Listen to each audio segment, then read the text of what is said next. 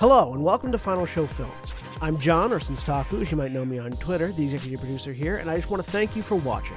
It really means a lot to us that people watch, listen to, and enjoy our shows. If you want to help us keep making these shows as fun and lively as they can be, please join your fellow fans in supporting us at our Patreon page at patreon.com/fsfilms or by subscribing to our Twitch channel, twitch.tv/finalshowfilms. It really means a lot to us that the amount of you who do support us continue to do so, especially our $25 plus tier supporters on Patreon. Antitonic, Cat Waterflame, Samantha Bates, Maureen Monty, and Gravity Alexander. Every little bit helps, so thank you to all of our patrons and subs. Check us out on Twitter at Final Show Films and on our website at www.finalshowfilms.com for updates, go-live notifications, and more. We love interacting with you, so feel free to tweet at us or email us at finalshowfilms@gmail.com. That being said, please relax and enjoy.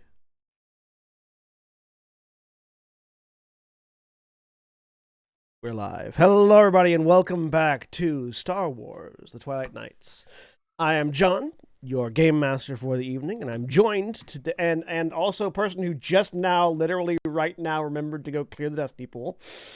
I appreciate I'm that on a you're willing roll. to call yourself out on that. I'm on a roll. I'm here for comedy's sake. All right. I mean, I feel like you're willing to call yourself because you know that one of us would have otherwise. I mean, yeah, there's that too. Even if you cleared it that quick, right then. But I am joined today by Jeremy. Hi, my name is Jeremy. I am playing Ilyana, Dathomirian mystic. And Roll Your Destiny. Yep. That's okay. I was not in roll 20 until the very last second. I have no shame about this.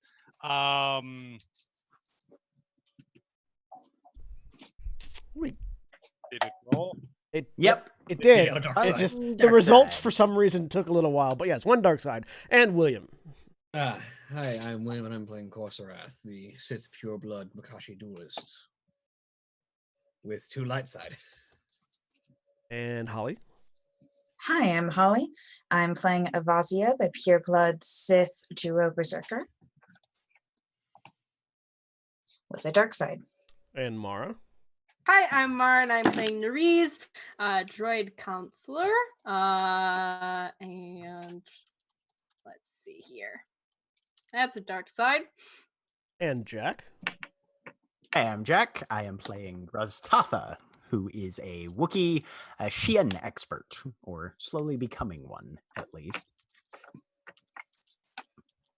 And one dark side for me as well. Hey, also remember, Jack, because you're currently at 80 morality, your strain threshold is increased by 1. And I flip over that dark side to a light side. Well, yeah, you flip over a light side to a other dark way side. around. But we do that at the Oh. end. And Right. Aaron. I'm Erin, here to remind you that the dark side and light side of the party are based on who's the GM. I am playing Kitty, a Wookiee, a alchemist who rolled the dark side as well. And Craig. Hi, I'm Craig. I'm playing Crack Tolpa, the Quarren artificer or artisan, and I have rolled a dark side as well. And Ow. as stated previously, Graztatha has become so inured in the light side of the Force that he has become preternaturally calm, an effect which to normal people might be soothing, but to Force sensitives such as yourself is slightly unnerving, as his emotions have somewhat dampened and he's become less of that passionate firebrand that one might expect them to be. Which means that I flip one of your light side to dark side. light side to dark side. I do kind of like how, since this is the first week where that happened, the majority of us, except for William, were like, fuck it, we're rolling dark side. You can't flip our points. Actually, did 1, 2. There we go. That way. So it should be 1, 7. Yep. 1 light, 7 dark. All right. And Twilight Nights, Episode 7, Return of the Squires. A long time ago in a galaxy far, far away.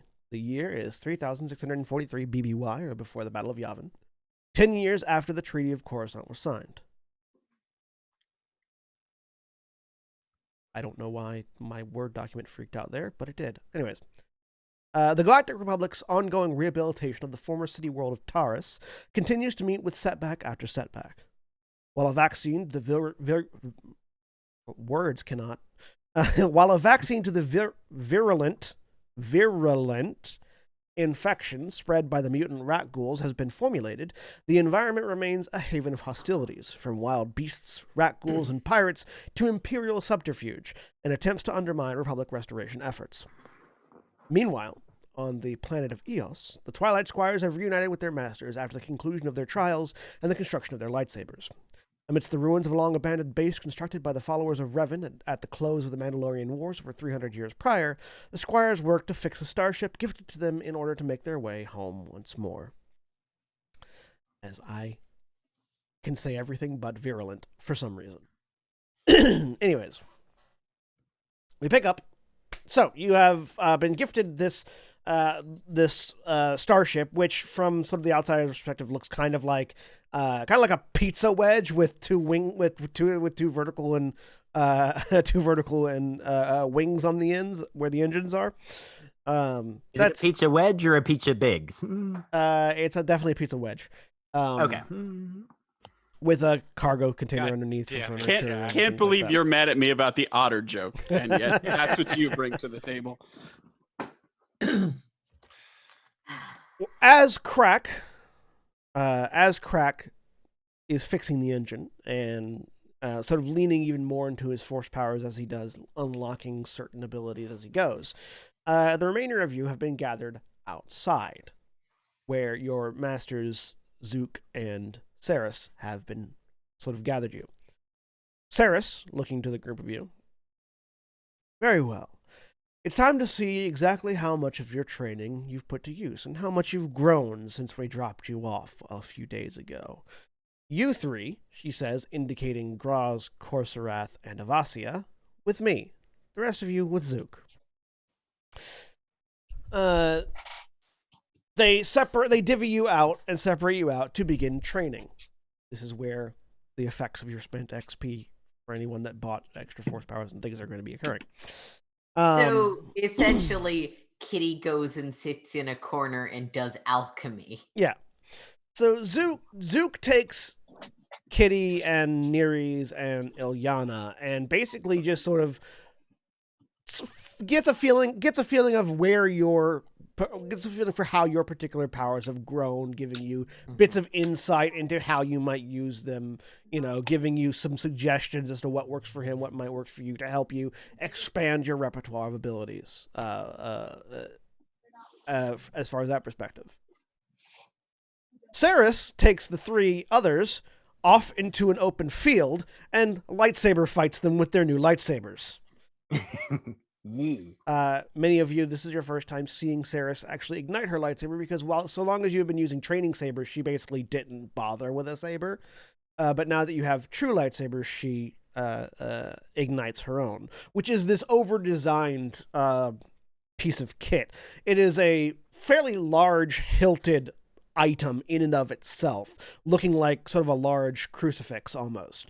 With a large flat emitter that, when activated, emits a blade that is the color of sunlight, the sort of golden orange blade that is flatter than most lightsabers, it coming from a broadsaber emitter, and has this rippling edge that looks almost like it's almost like it's made of serrated teeth of energy that just sort of rotates around, kind of like a chainsaw.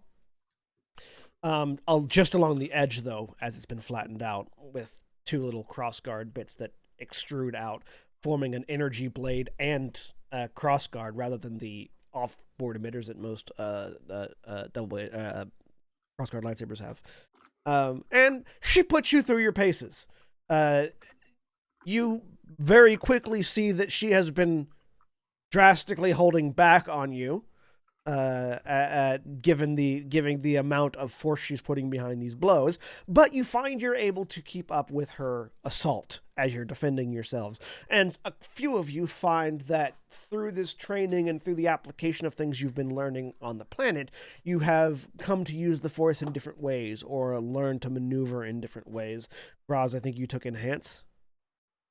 Yes. So very rapidly, you find ways to sort of bolster yourself against the attack and against the offense of Saris using the Force and the like.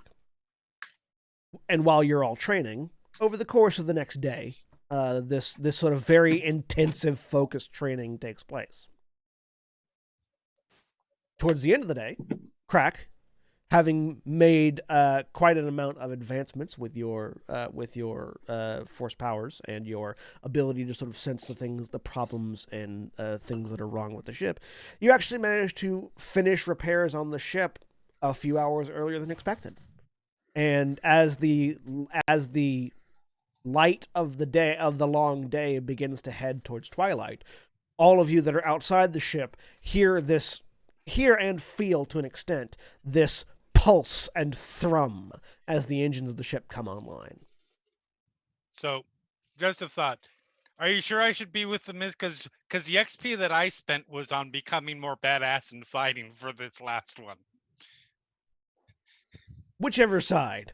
I don't remember. Okay. I don't remember what people spent XP on. So. Yeah, no, because I've been pushing my way down, so I'm not rolling at a setback for my whip. 4 of you are with Saris then. Okay. Okay. No less getting your asses handed to you, but Yes. 4 of you are there for now. sure.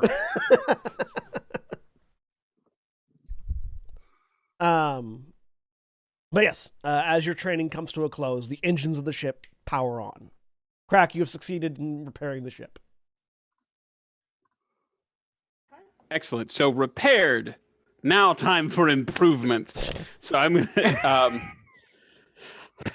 Now that it is functional, Crack will immediately start looking for ways that the ship could be upgraded. It is very quickly apparent that any upgrades you would need would require resources you do not currently have. I think Crack will probably ascertain that, and then I think we established last time that this has taken about a day, during which I'm sure Crack has not slept.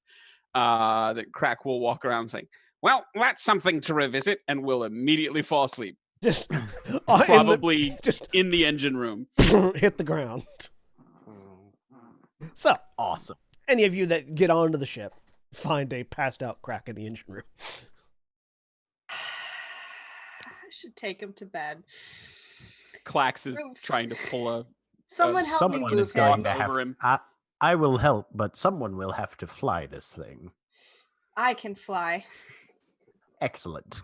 Yes, let's get him to his bunk and then see about. I don't know anything about launch engines sequences. specifically, but I think I'm smart enough to figure out what warning signs mean if it blows up for now.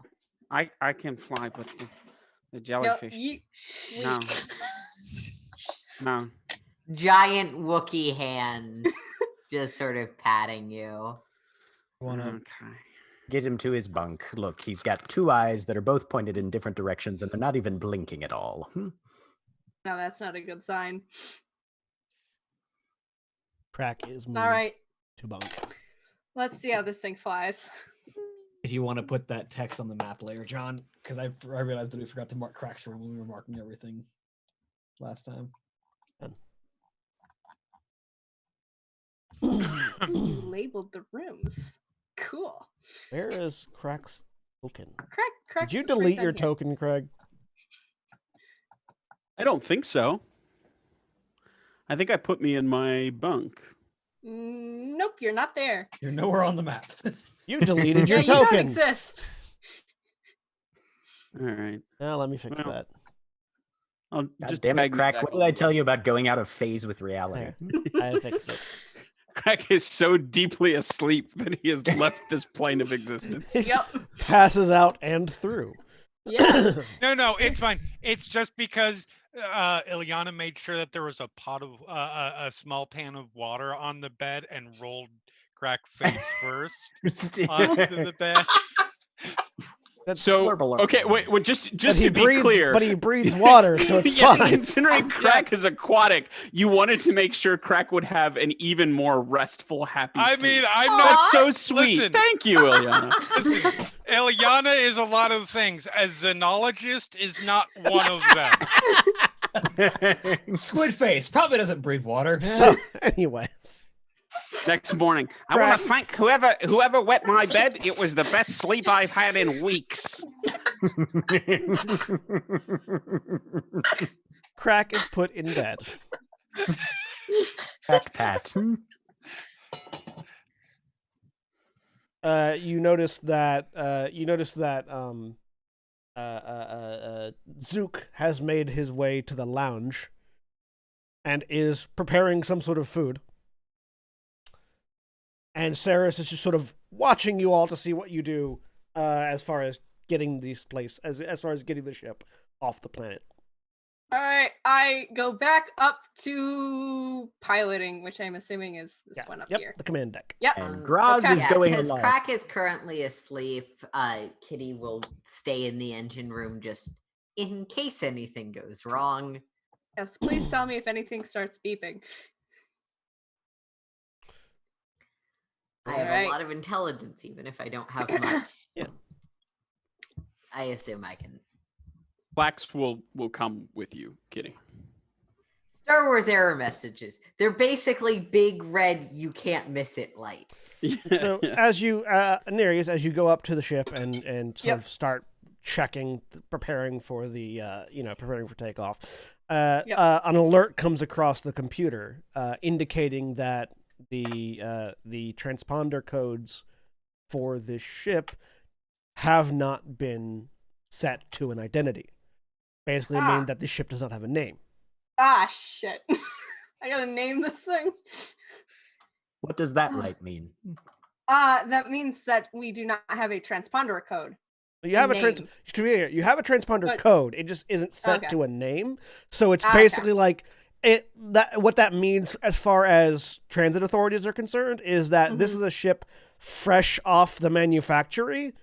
Which means it should typically they are given names before they fly. So this is the equivalent of this is the first time logging in. Please reset to an actual password that you want rather than the primary one.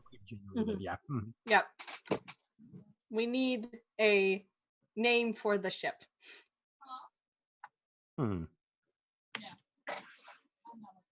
Call it the Shio. Shio? Is that a thing that would ring any bells for me? You can give me a outer rim knowledge check.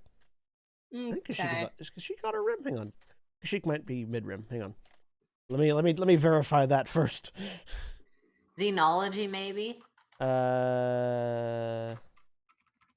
Yeah, it wouldn't be a xenology roll. This is a lore thing. Mid-rim. I don't think there's a mid-rim. It's a mid-rim. roll. It's a mid-rim world, so it'd be a mid-rim. Is there a mid-rim There's knowledge not skill? mid-rim, but I do have lore. I think it's just core, outer, and lore and xenology. Yeah, a core roll then. A lore roll then. Lore? Okay. Yeah. Oh, what difficulty is it? Diff. I always forget. That's what I always forget. It'll be Diff 3. This is somewhat obscure. All right. I probably don't know it, but here goes. Nope. Doesn't mean anything to you. All right. I will type that in. All right. That's Graz unilaterally names the ship without consulting anyone else. I don't have. Listen. All right. It can be changed. It's just not until you get to a port. All right. The Shio. Okay. Congratulations. The unnamed transport is now the Shio. Woohoo! All right. Okay. having attached a name to the transponder codes, the computer reads that everything's clear for takeoff. Okay. I come over. Is there like a ship intercom system? Yeah. I press a button. They say, ready for takeoff. How long is this since Craig fell asleep? Oh, I'm sorry. Minutes. Okay. Yeah. Fair. And then I take off the parking brake and go. The ship rises up, the landing gear folding in and the entryways closing. Everything you hear, any of you that are near the airlocks hear the shh of the airlocks sealing completely and fully, as well as anyone that's down by the entrance or in the cargo bay. You hear the locks on the cargo bay doors closing and setting firmly sealed. And the ship sort of turns and takes off as you head off into space. Saris walks up and leans over and rapidly punches something into the navicomputer next to you. All right, our course is set. Just follow those coordinates. All right, to the cutter. Yep. Heading Okay. home. Wait, did they actually blow up their ship? Yes. Oh, okay. Yeah. I thought the whole thing was illusory. No, you guys found the wreckage. Okay. Yeah, I thought that was an illusion. It was not. All right. The no, that's fine. You haven't made that roll yet. So yeah, and the ship takes off and very rapidly ascends from the planet. You all feel that pressure of the sort of the uneven or the overwhelming amount of the force around you wane and fall back. All of your force ratings have now returned back down to 1. You are no longer on the planet. Right. And anyone that's looking out a window sees the stars rapidly extend into speed lines as the ship jumps into hyperspace. Saris sort of looks at the navicomputer. Well, according to this, we should be back in 2 days. All right. This is a much more efficient hyperdrive than the one that was on that shuttle. So what does your personal ship actually look like then, Master Altinos? She pulls out a small holo recorder device and just sort of clicks the button, and you see this hologram of what looks kind of like an Imperial fighter, but bigger. It's a large flat disc that has, this sort of indentation in the front that looks kind of like a lopsided diamond. It's very much looks like a fighter, not more than a it's the size of like a freighter, but it's designed like a fighter. Good to know. She clicks the holo recorder off and puts it back away. All right, well, this is your ship, so I'm going to go relax, she says as she heads down to the lounge. All right. Is this so? Just because I don't know, is this a situation where you need someone kind of at the helm the whole time, or No. is it doing an autopilot kind Once of thing? once you're in hyperspace, there's not really much you can do. You can maneuver around in hyperspace, and you can even break out of hyperspace if you want. But unless you need to do some sort of massive course correction or anything, once you're in hyperspace, you do not have to remain in the. Do a U-turn. Do a U-turn. No, I don't. no. You can do a See, U-turn this in is one of those, hyperspace. I It's a bad don't- idea, but you can do a U-turn in hyperspace. It's a horrible, horrible idea. Okay. I didn't Do it. say you couldn't do it. I just said we'd all die. Do a hyperspace skip, apparently now. Eh, That was a unique situation. yes. And also a lot of successes rolled on that nat 20. Anyways, yeah, there are things you can do in hyperspace, but for the most part, you're not needed for the transitioning from A to B. Okay. Is there? So I guess my question would be, likelihood of us running into something where it needs to rapid course correction needs sensors and things to get back up here. that to correct, or likelihood- is it a good idea to leave someone up here? that likelihood is fairly low. If anything happens, your sensors will pick them up, or it should. Basically, it's a thing of if your sensors are working, you'll get an alert. If they're not, you won't know when you die. Okay. I'm Then I look over at Graz and say, I can stay up here. I don't think we need both of us. Very well. Call if you need anything. Will do. And Graz will head down the stairs to their room, I think. Yeah, that's the good thing. That's the thing about hyperspace accidents. If something's going to happen and your sensors aren't alerting, you don't like feel the impact of the crash. You are just suddenly atomized. Cool. I don't want that to happen. All right. So Neres is staying in the cockpit. Graz is heading where? I think back to their room. Ah, right. Back to their room. What's everyone else doing? Once we're successfully in hyperspace and the hyperdrive's functioning, Kitty will head probably back to her lab. Mm-hmm. Avazi is going to be in the training area playing around with her saber. So we'll say since it's currently empty, the hangar. Okay.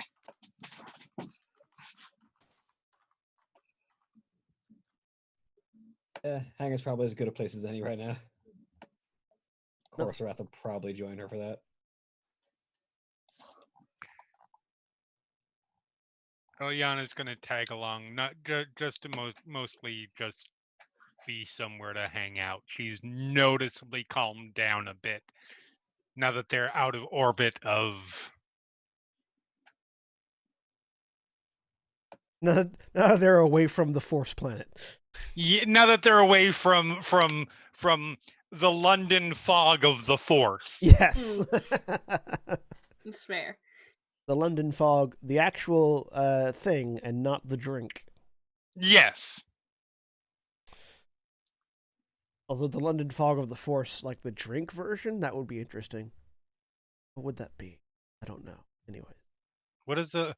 Okay, I was not aware there was a drink called the London fog. Yeah, it's an Earl Grey. It's a coffee. Yeah, it's an Earl Grey coffee, basically. Yeah.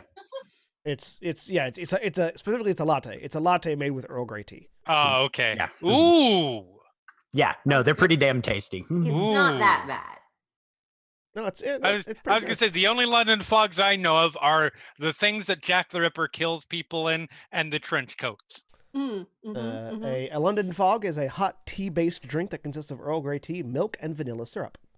Ooh, Yep. Oh, that sounds amazing. Variations of the London fog involve substituting the tea leaves and milk alternatives. In Scotland, the drink is known as the Vancouver fog. Okay. Yep. I think I'm the only person here that worked at Starbucks. So yeah.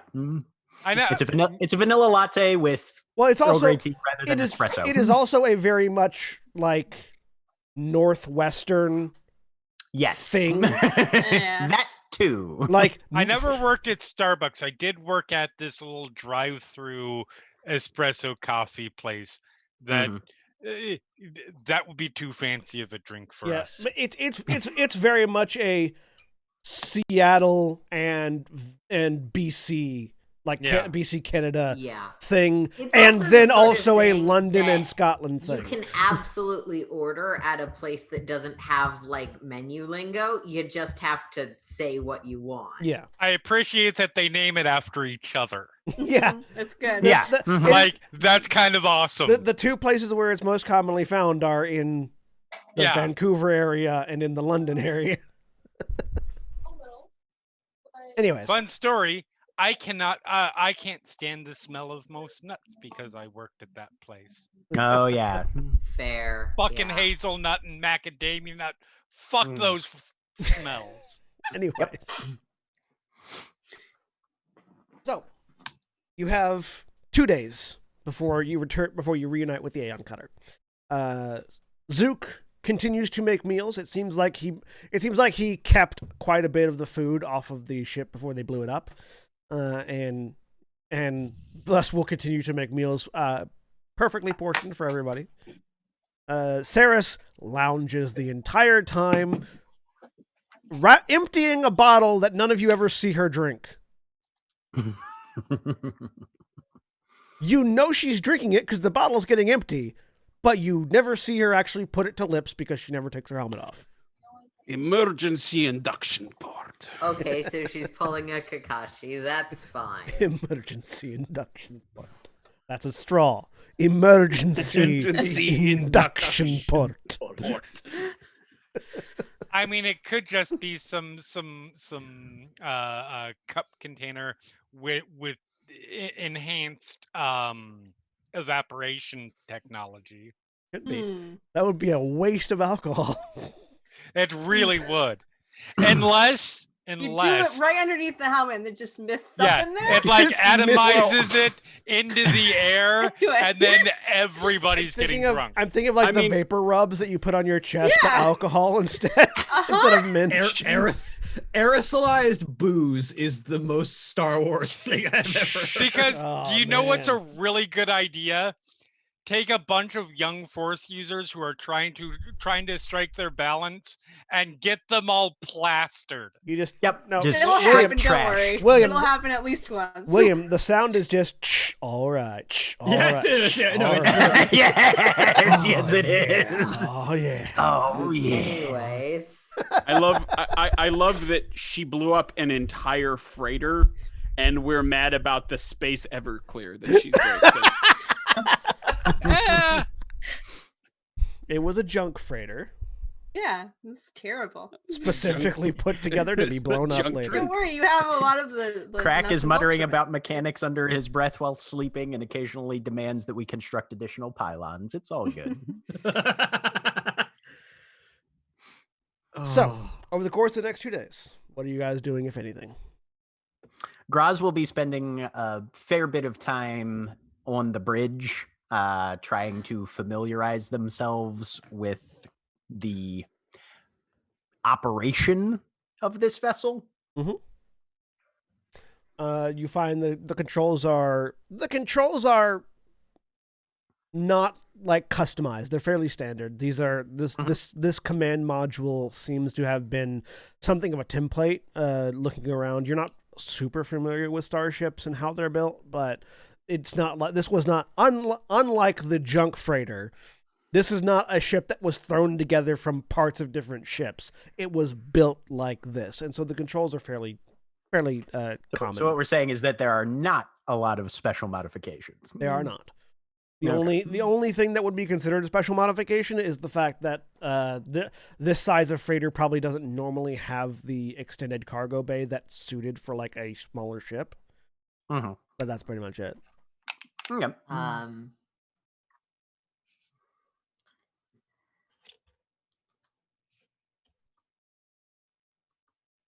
Kitty. Yes, I want to try something again. Okay. So, it's taking me a second to get the notes up if anyone wants to go right now. There is almost certainly a point at which Corsarath approaches Graz, which is the conversation of, so you named the ship after a legendary bird from your home planet. Didn't think to question Nope. anyone else for any input.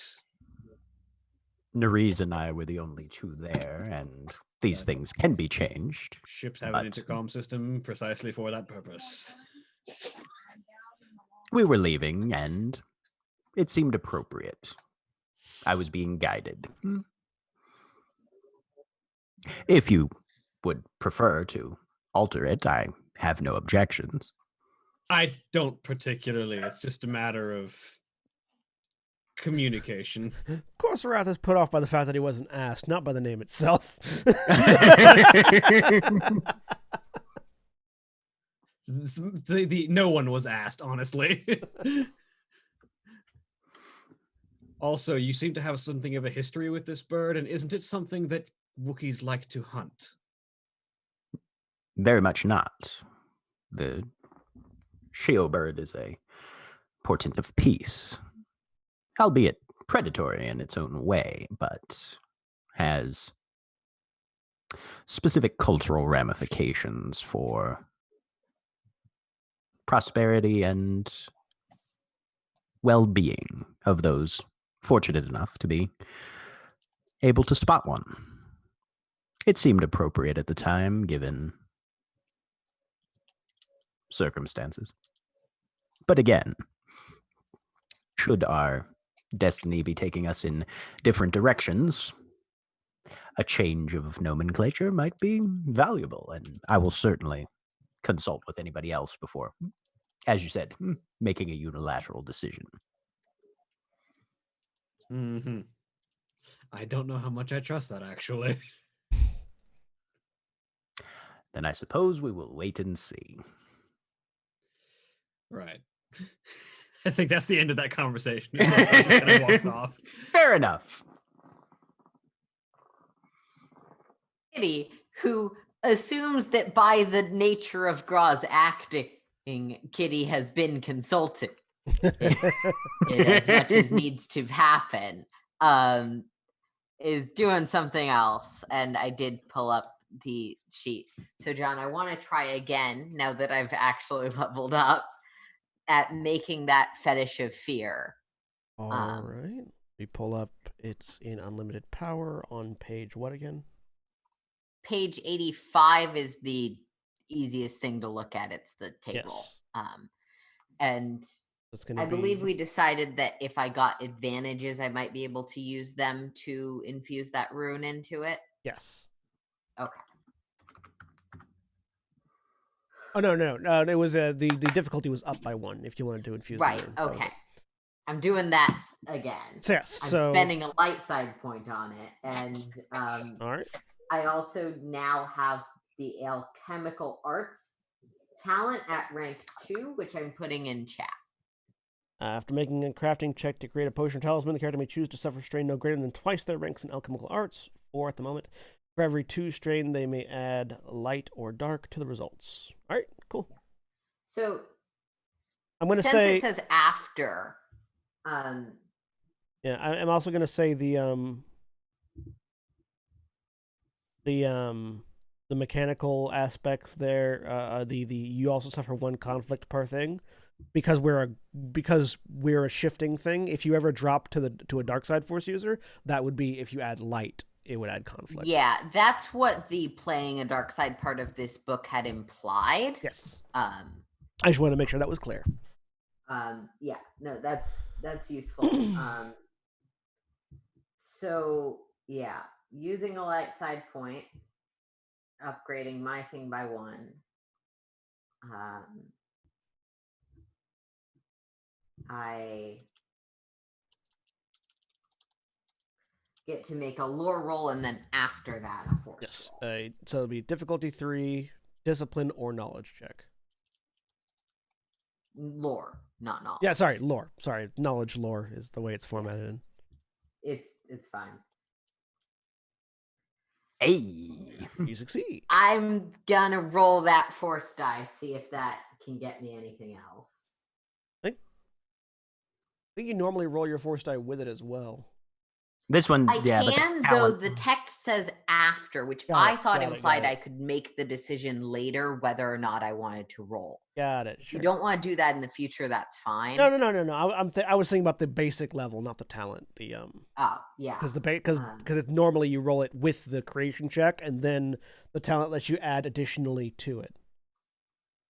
Yeah. So, as far as I can tell, the basic talents crafting doesn't include a force die unless you have a talent allowing. Okay, cool. Never mind then. So go ahead and do your thing.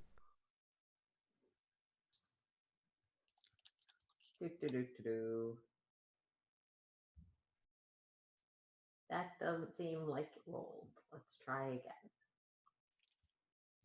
again. Are other people seeing a result? Nope. Not yet. Just the lower roll. There it goes. Oh, wait. The first one was the dark side. Okay. Sorry, I think Roll20 just crashed on my hand, so I will take the strain. We also had all to the use that dark difficulties. side. It's a single dark side, so that. Well, we don't have any more light side points to flip to actually make use of that dark side. Yeah. I don't need to for this ability Yeah. because there's specific alternate rules laid out in the ability itself. Yep. It's you just take it. You don't have to flip it. Yeah. Some force abilities specifically allow you to use power sides that you wouldn't normally be able to use. So I still suffer the strain and generate a I still conflict. suffer the conflict.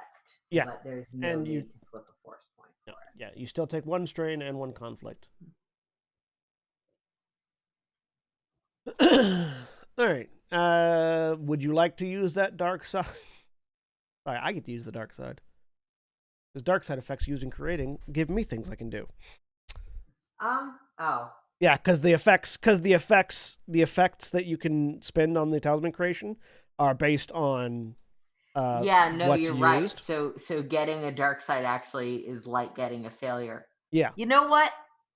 I am gonna let you do that anyway because I feel like it's really fitting. So I'm going to say, and also it's going to have additional effects because of the materials used to create it as well. Yeah. So I'm going to say it is cumbersome. So the encumbrance of the item is increased by 1. Yep. If it's something that doesn't normally have an encumbrance, if it's something with an encumbrance of L normally, then that encumbrance would be 1 now. Yeah. Which I think it is. I think normally it would be. Yeah, normally it would be L. So now it's going to be having an encumbrance of 1. Yeah. I just got lots of successes, which you can't spend. No, yeah. That just means you did it particularly well.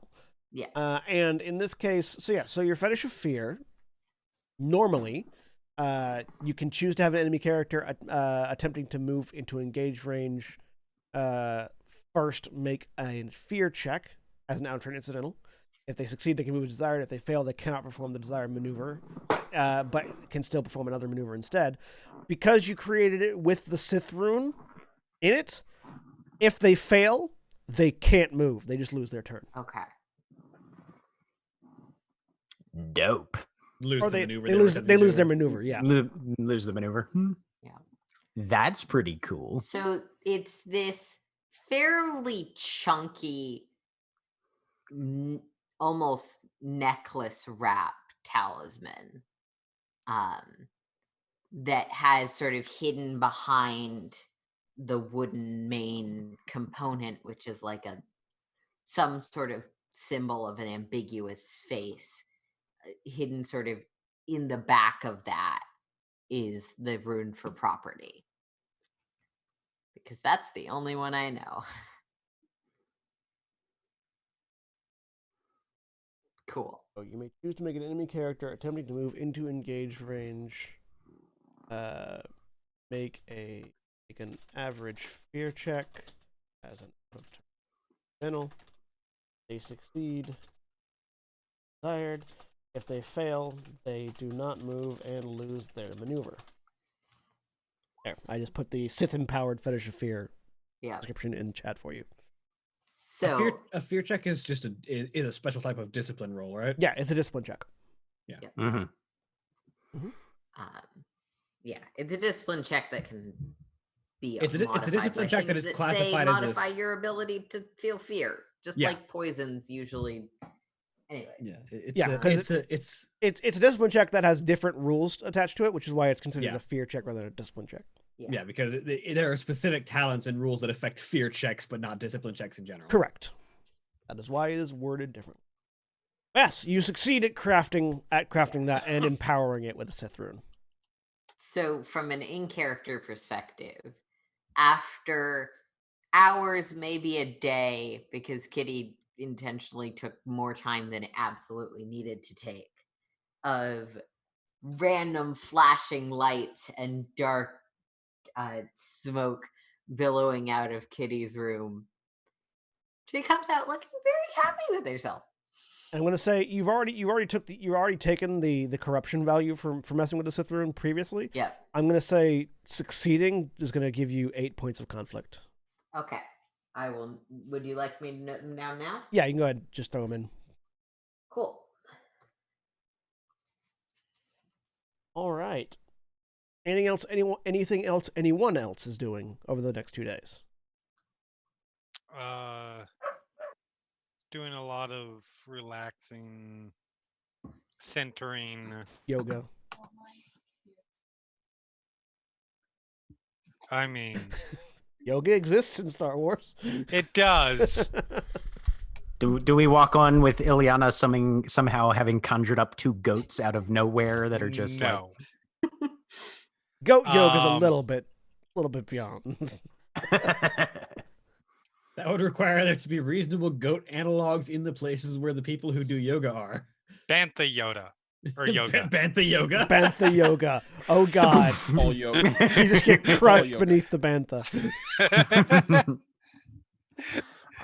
You take this sentient goat-like species. It's like, all right, just walk around on me. No, That'd be probably. great.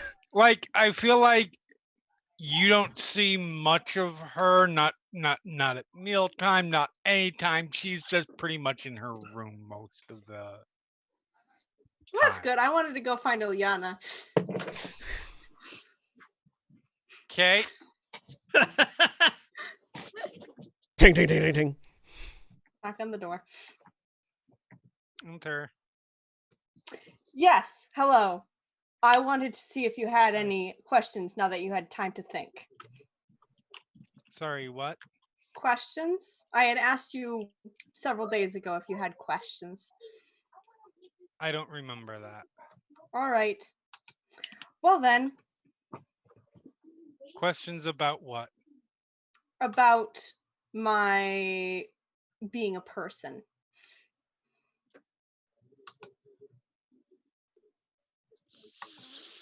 You had A lot's happened. Ileana forgot.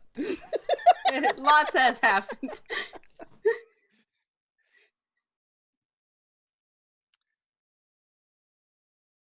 I had shown you the recording and inquired if you had questions, but at the time you did not. Right.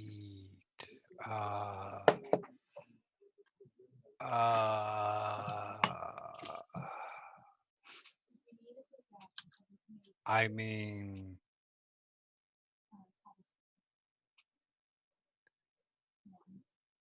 I mostly get it. And as near as I can tell, I mean, the Force did it, right? Someone using the Force did it. Yes, the Force did it. Then it was meant to be. It's fine. Yes, someone using the Force did it. Yes. We just said the same thing. So it's fine. It was Right. it was supposed to happen. It's okay. It's all good. We're cool.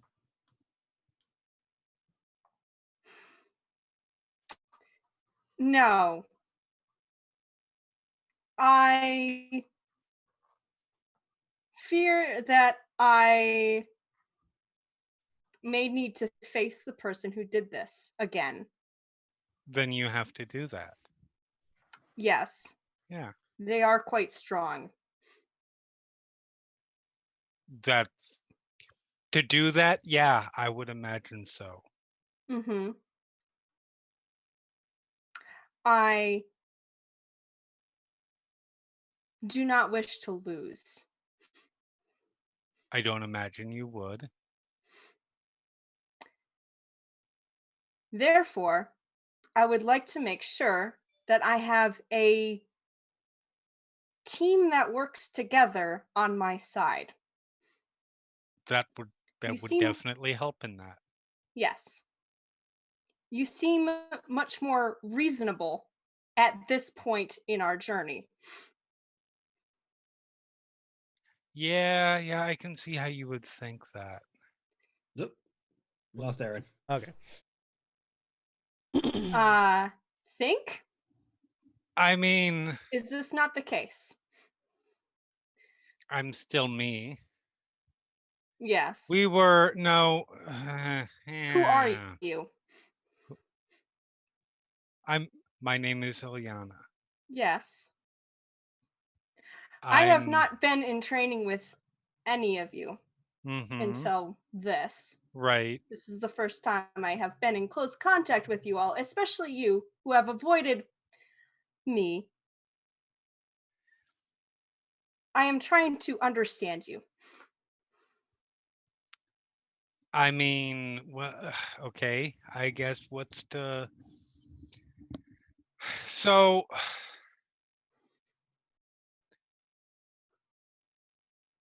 I'm definitely feeling more, what's more me now, if that helps. All right. Um, Can you elaborate? there was, I'm trying. There was, I mean, you felt it on that planet. Yes. It was loud. And so he sort of sits back. I do you know Dathomir? Do I? How Uh, much do I know? be an outer rim roll. Okay. What difficulty? Difficulty 3. So I'm slowly learning to check difficulty. Okay. Yeah, nothing. You know the name. You know it's a planet in Right. the outer rim. That's pretty much all you know. It is a planet in the outer rim. Yes. Not much beyond that. That's where I'm from. All right. There are there's a group of people like me. And like, what's the name of the other person, the other the other Night Sister on the ship? Yeah. Hang on, it is. I could look it up in my notes, but it's just gonna be quicker for me to ask. Raz Shayla. And Raz Shayla. That are Four Caesars. It's a long story, but that's where I came from. And we are, well, I left there because I just decided it was time. Yeah, I saw that I needed to be, I was not meant to be there. Nor was wanting me to be here. It probably has not gone over well there, but it is what it is.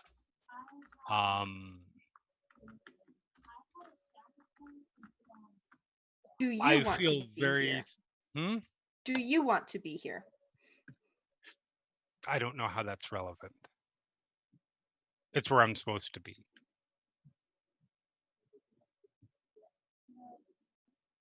All right. Please continue. I interrupted. It's okay. It's okay. So I feel most of, I see more with I rely more. I use Force to see more than I do my eyes. Is about the easiest way I can explain that.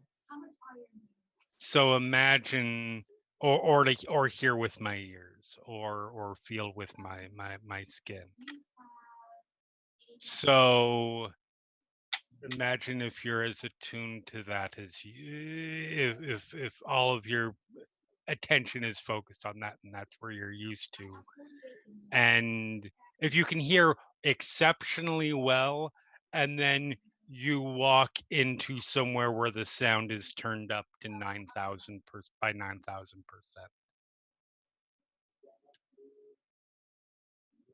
Yes.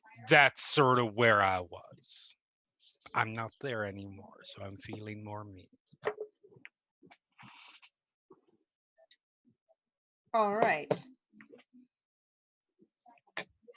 And you are here because, of course, you are. Because of course I am. What do you wish to do now that you are a knight? Not a knight just yet. Yeah, I was Okay. gonna say. Okay, not a knight. Okay, Still squire are for the moment. becoming a knight, a squire.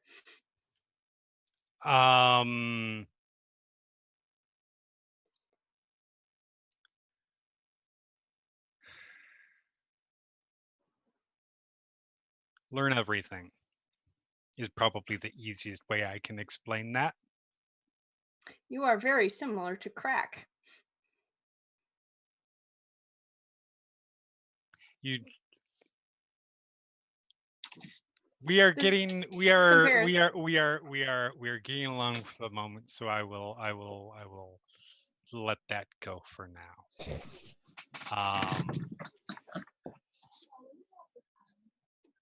We perhaps have similar motivations if you shut your eyes mostly and look at it sideways.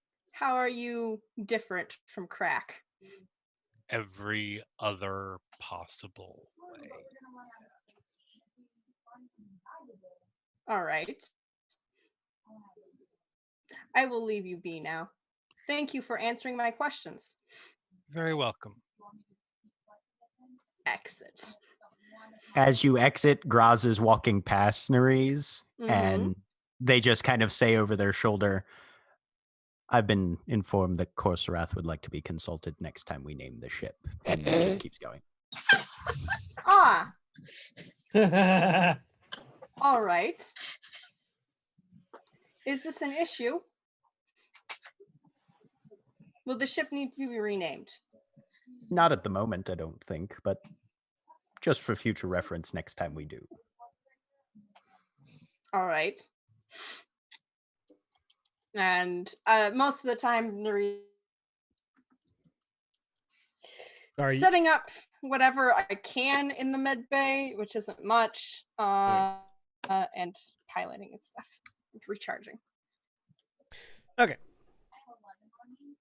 Anything else that anybody else is doing over the next 2 days? Nope.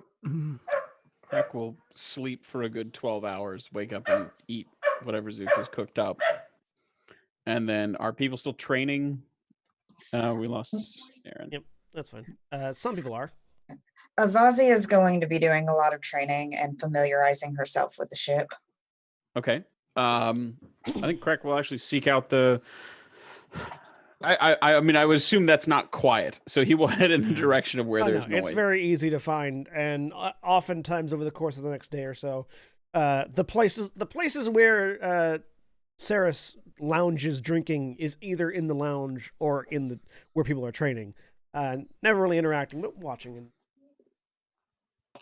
so it's very easy to find the crowd that is in the hangar bay. All I'll right. be there occasionally. What is I guess about 13 hours into the trip, who all would be in the hangar bay? Not Nerys. So probably Avasia, Korsarath, and Saris. Probably, yeah. And Ilyana. Kitty is there, but doesn't seem to be training so much as sitting in the corner drawing in a book. Okay. Are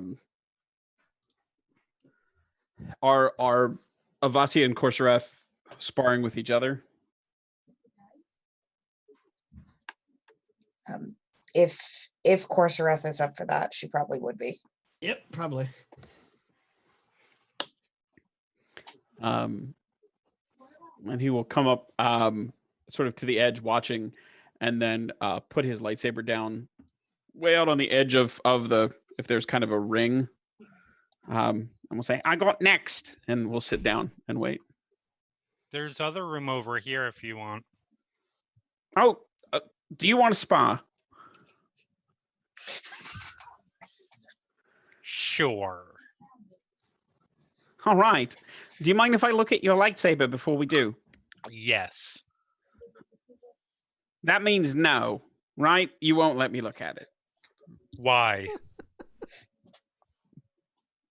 Crack honestly looks just flabbergasted at that question.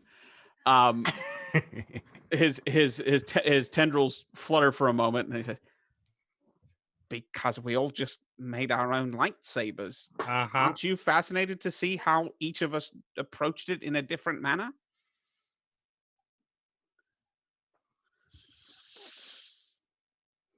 I am, and I understand that it's very personal to each of them. The method of construction. Oh, you mean still? All right. Well, if we spar, let's spar. Okay.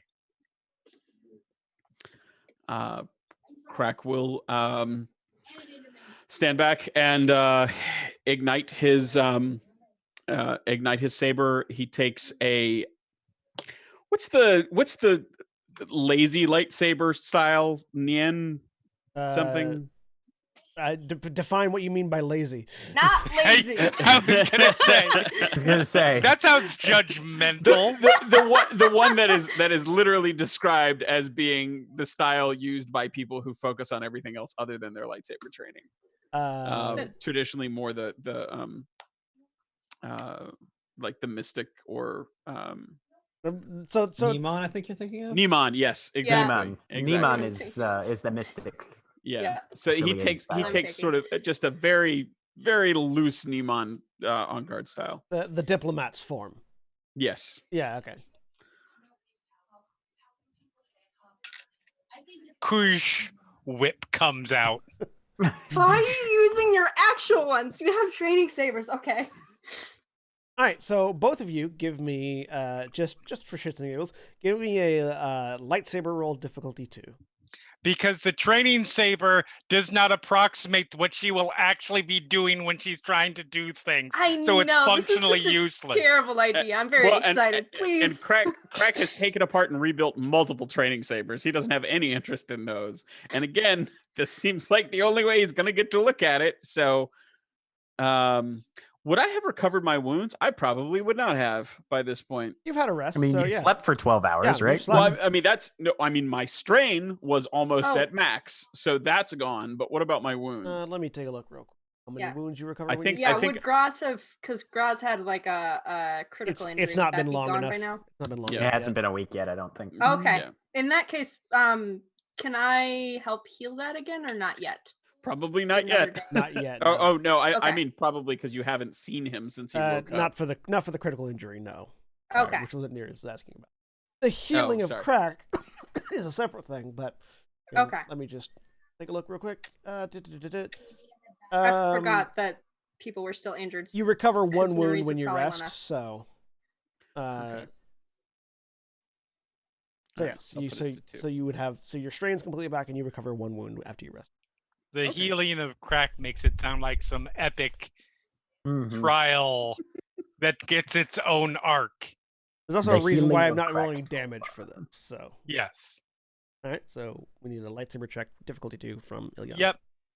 I'm just gonna roll the lightsaber thing That's fine. regardless. All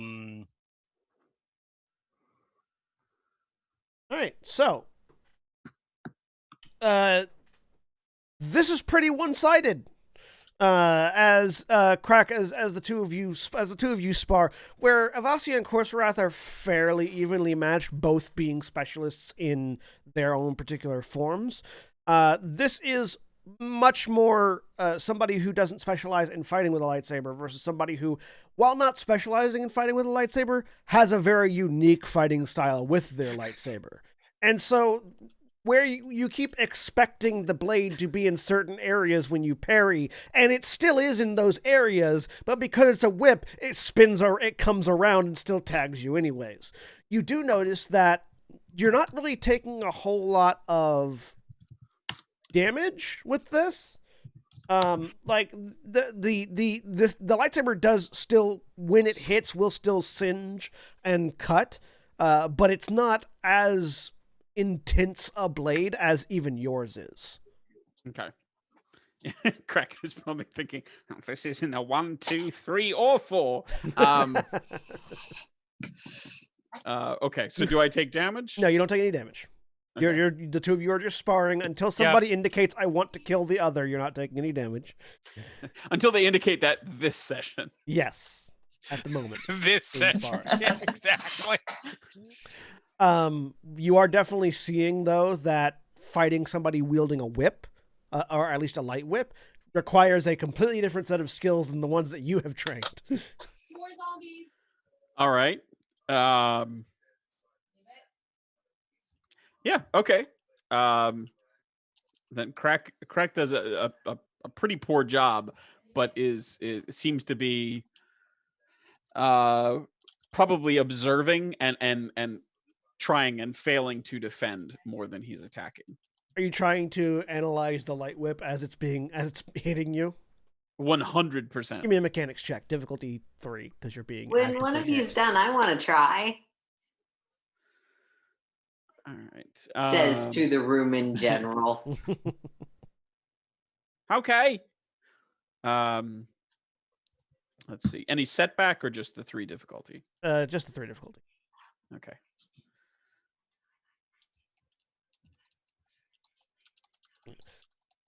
So, obviously, the construction of individual weapons is unique to their construction. You're not really going to glean much out of that. But just by sort of looking at the way the lightsaber sort of the light whip bends and moves, you get you're able to actually glean a basic idea of how it works. Basically, the containment field. So, lightsabers are a beam of plasma in a containment field. That is what generates the containment field. Is the thing that sparks and crackles, and the plasma is the thing that cuts through things. This seems like the plasma is slightly cooler and the containment field is slightly weaker. And what that ends up doing for the light whip is it basically means the blade is pliable and whippy more than slashy, which to your mind, thinking about it mechanically, would mean that Ilyana's lightsaber is not as good at cutting through things as other lightsabers are, but it has a lot of variable flexibility and other uses. You imagine it could, very much like a regular whip, could be used to entangle an enemy or be used to hit around certain defenses or just have other utility things that a normal lightsaber wouldn't. Ilyana's not going to be cutting through any doors with this, but nope. But Ilyana very well might be ripping lightsabers out of people's hands and destroying them with it. Okay.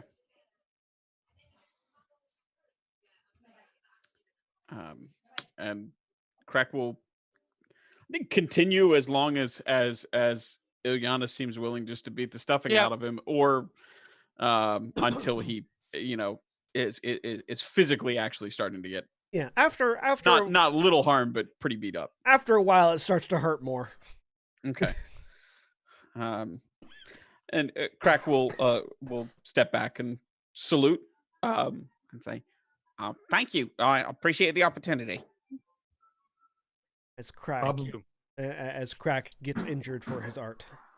Probably like roughly around the same time period as their bout is ending. Probably Corsorath and Avazia's bout is coming to a close. And as he turns the lightsaber off, he sort of turns to his right. Crack. Yes. And he does a very lazy, underhanded lob as he throws the lightsaber hilt to Crack. Crack is gonna try to catch it. Okay. No roll needed. Unfortunately, he catches it this way and accidentally hits it. No, and it goes straight through him. Actually, you know what? Crack's gonna catch it with the Force. Okay.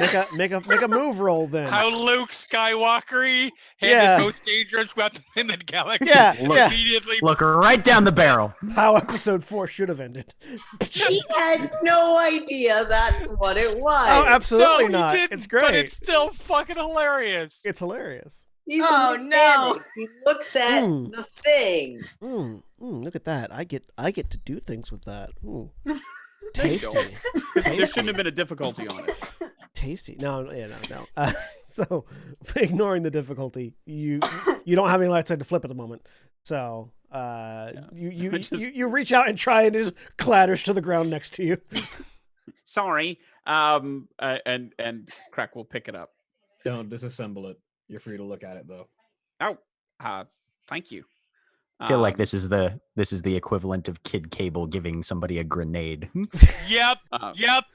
Crack will scuttle off Zoidberg style to the side of the hangar, and sort of sit down and immediately become absorbed. We'll reach out through the force through manipulate, and obviously not take it apart, but see how much I can understand. Being able to actually sort of look at it and examine, you don't need to make a roll.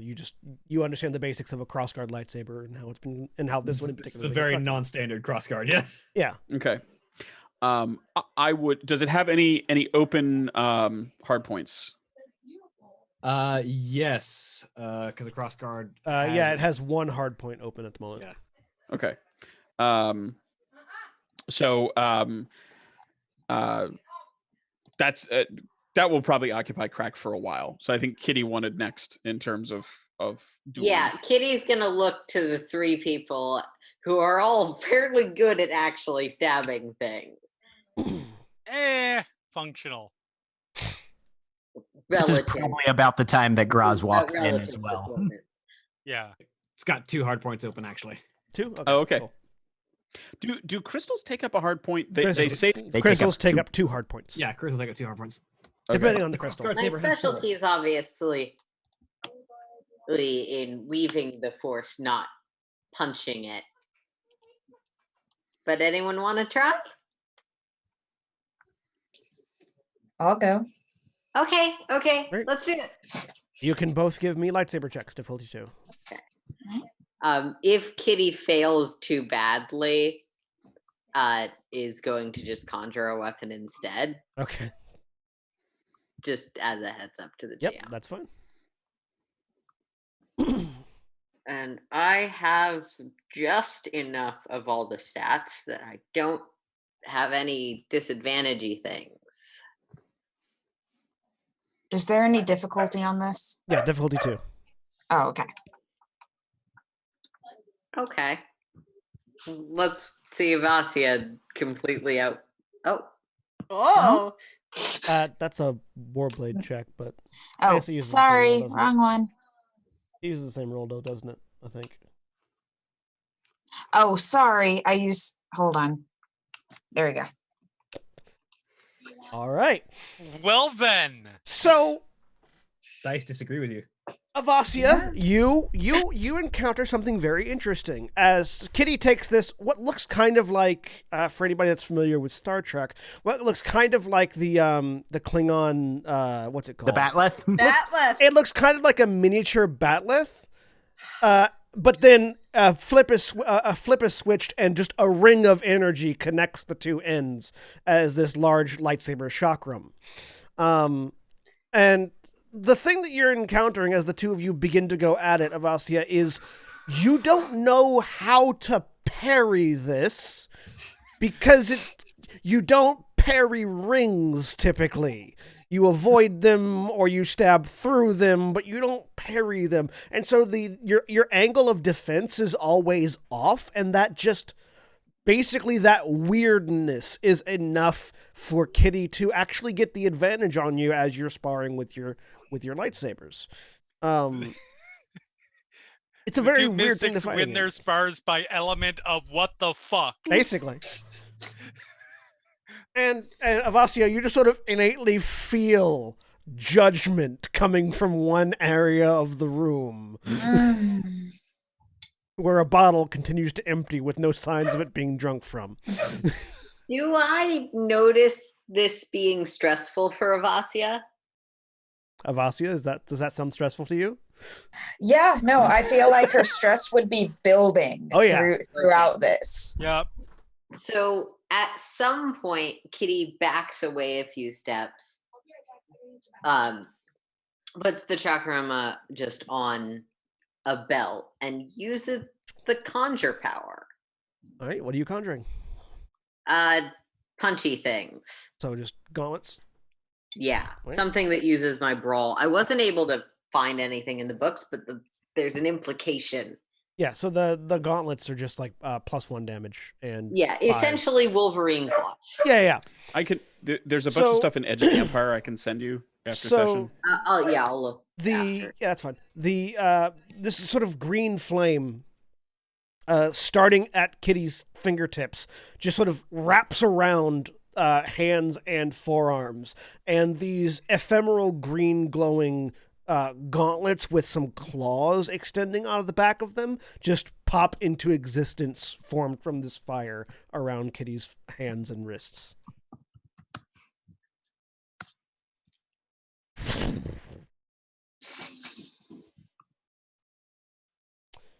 Yeah.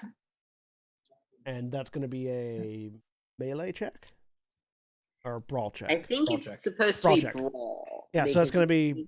You can use it to summon either melee or brawl. So weapon. that'll be a brawl check, difficulty 2 for you, and another lightsaber check, difficulty 2 Mhm. for Avasia.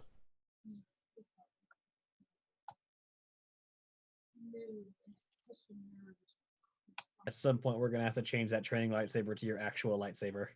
Yeah. Okay, so I'm doing very well at failing.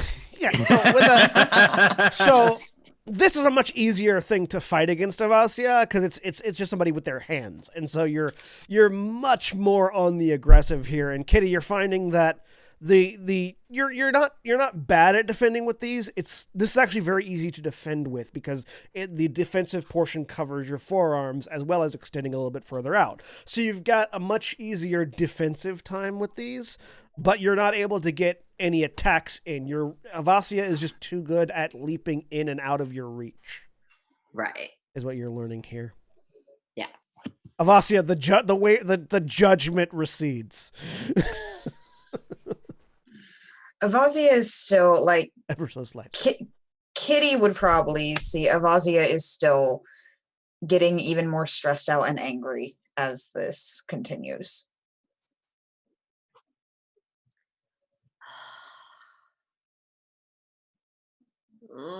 Kitty wants to fix that, but doesn't know how.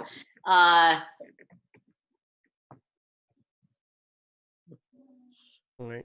After a little while, the bottle hits the floor. Mhm. All right, Avasia, Look over. you and me, Sarah says as she steps out onto the training area. But the bottles hit the floor. Yeah. That's what I was thinking too. Sorry. Lex's vanish goes back to stand over by, I don't know, presumably where Crack and Corserath are.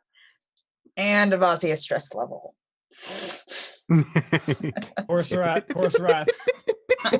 looks at locks eyes with Avasia at one point, and just the question of, do you want backup? From just the unspoken question. She'll shake her head. Come on. I am going to flip a dark side to upgrade this.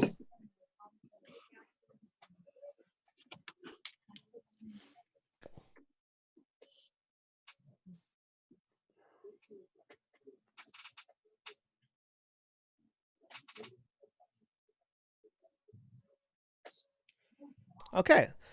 Avasia, make a lightsaber check with 4 bonus dice. Before she rolls that, actually, Mm-hmm. can Corserath from the corner of the room use manipulate to offer just encouragement? Sure. If Give me Corserath can actually make a force power roll. Let's see if you make this force power roll. Wait, Influence. are there? Oh, okay. I was going to say Sorry, wrong power. Influence. No. I just wanted to double check because Influence. it's entirely possible that there are 2 of them named Yeah. the same thing. The way the system goes. Wrong thing, but there's 2 light side. Would you like to flip the 1 light side that you have right now in order to use Yep. that? Yep. All right. So And we'll, light side is the pips that I would need to do this. so we'll say that's an extra bonus die. So Which make one a- is bonus? the blue one. blue ones. The blue ones. Okay. So make a lightsaber check with 5 extra blue die. Okay. Damn. 5 blue dice. Damn. Look at what Saris rolled. That Yep. wasn't a lightsaber check.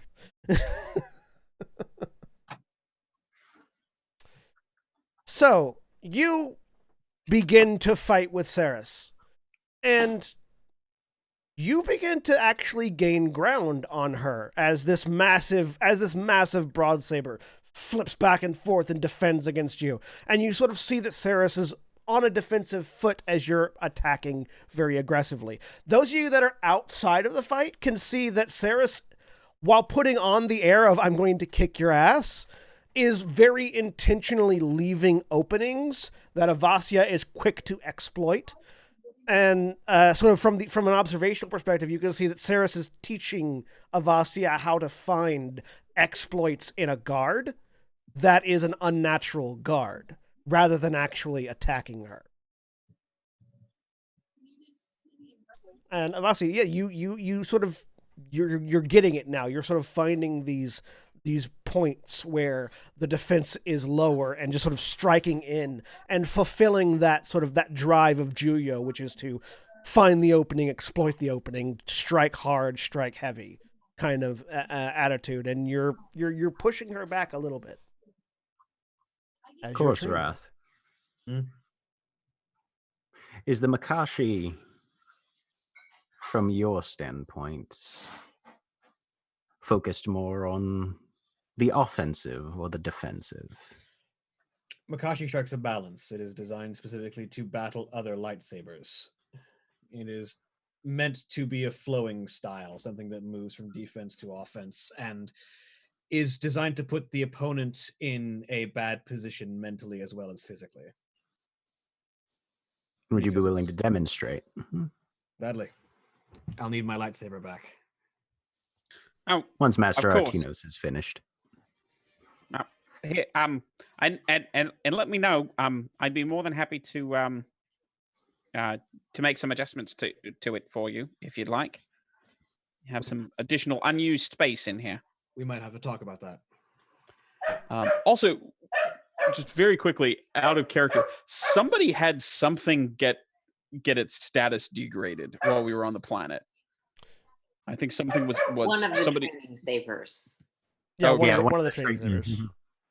Oh, okay. After a while of being on the defensive, Saris very smoothly hooks the crossguard of her lightsaber around yours, flicks her wrist, and just basically disarms you, catching the lightsaber as it flies up into the air and deactivating it. Mm-hmm. She turns it around pommel first and hands it to you. You've gotten much better. You've gotten much better, Avasia. Thank you. She deactivates her own lightsaber and goes back to sitting down. Graz and Corsorath, go ahead and give me lightsaber checks, difficulty 2. I get my boost die because I'm fighting one opponent. Any adjustments?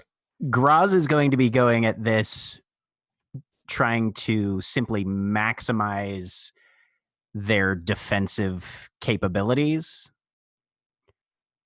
They're not going to push any sort of aggressive tactic, literally just trying their best to make sure that they are as much of a deflective wall as possible for the incoming attacks. Okay. I don't know if that changes things at all, but nope. Also, one thing that might change something is the fact that my lightsaber has defensive one, so I actually have a melee defense. This isn't you're not fighting though. This is a sparring. Okay. So just a standard. It's a standard lightsaber check. Diff 2. Okay. Which is why you also, you get the boost die because that's skill related. Yeah. That's my ability to duel someone. Yep.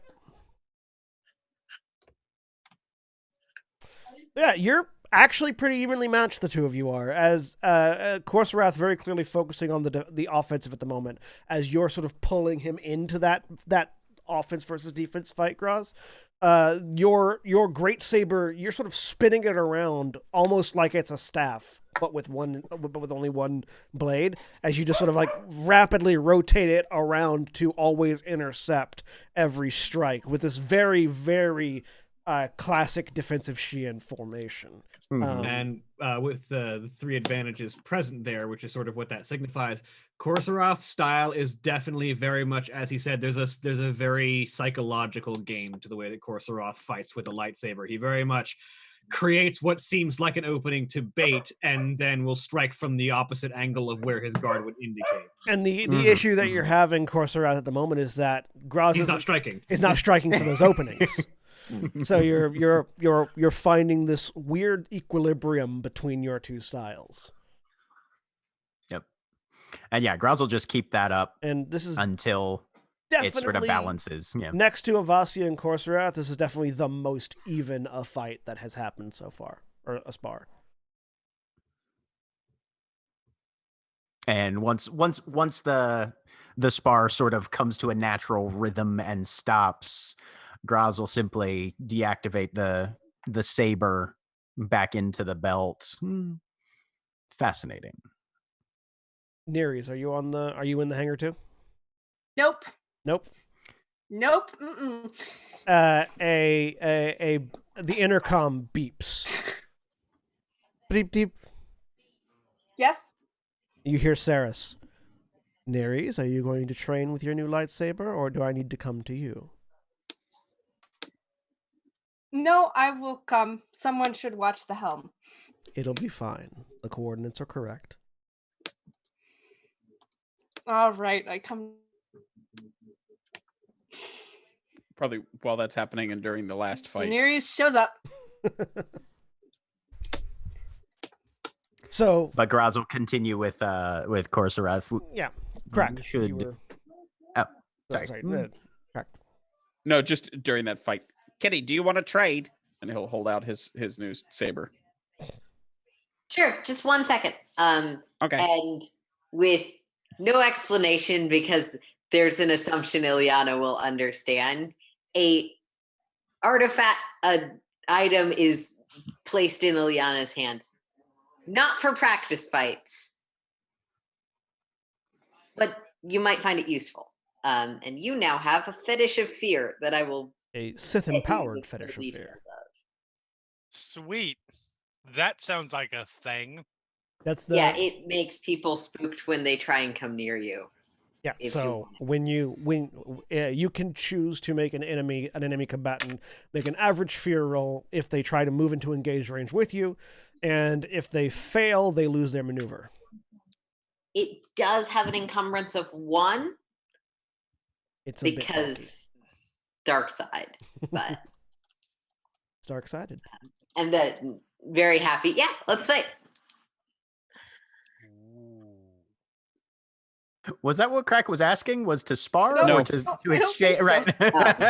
No, just Too late now. Yeah, I'm going with my character decision, and then the wheels turn, and it's like, oh, you meant okay? Yeah, that works too. I mean, if you'd rather spar, we can. But candidly, I'm only asking to spar so I can see people's sabers, and I figured you'd probably let me look at yours if I let you look at mine. Sure. Nereus arrives. All right. Yep. And looking around, Sarah sort of looks around at the group. Graz and Corsorath disengage. Corsorath, spar with Nereus. Mm-hmm. Graz will go stand next to Avasia. At this point, Avasia is storming off to her room right now. No, Vazi, I didn't get to spar with Never you. mind. She will shoot Crack middle finger. You broke up. Did you say shoot Crack? A middle finger. A middle finger.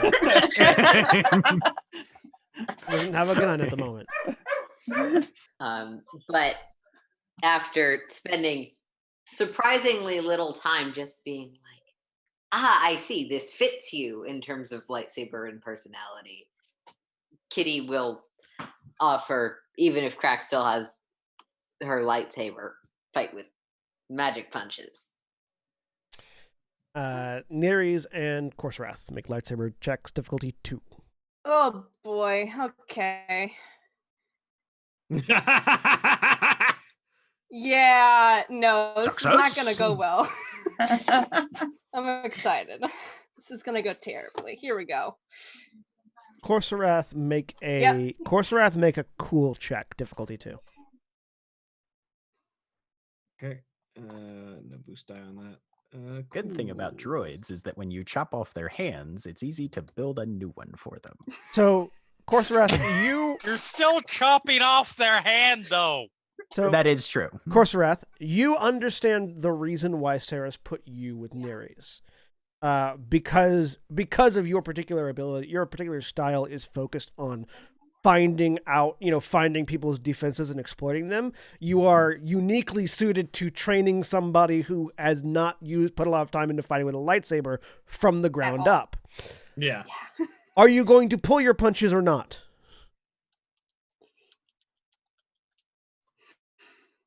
Knowing this information and why Sarah's put you there. Yeah. I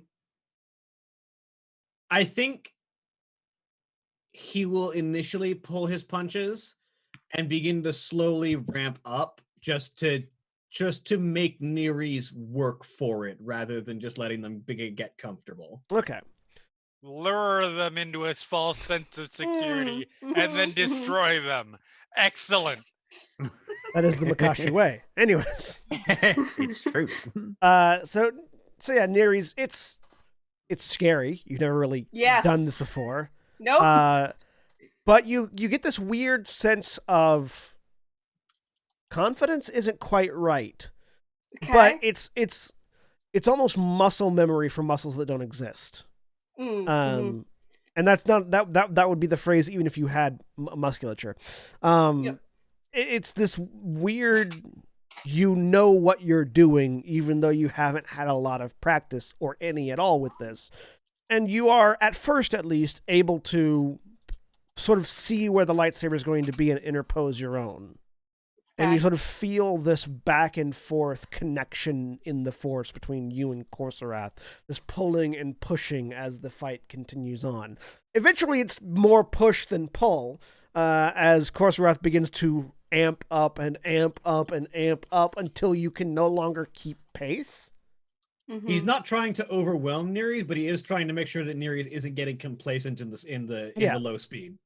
And so you're starting to get pressed. Meanwhile, Avasia has stormed off. Avasia, you ran off. You just went straight to your room. Mm-hmm. All right. After a little bit, the heavy thum, thum, thum of a Wookiee is heard outside your door. Uh-oh. It's like walking. And then a knock.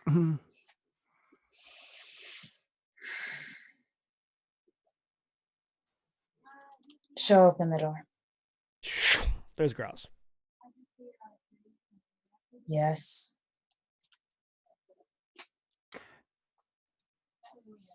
I feel all of us might benefit if, at times, when you are both available, I might train alongside you and Corsorath. I wanted to ask you first.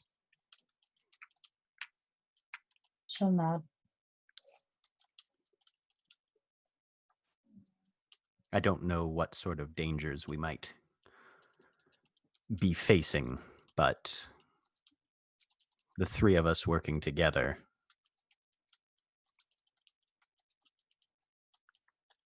Probably a good idea. Yes.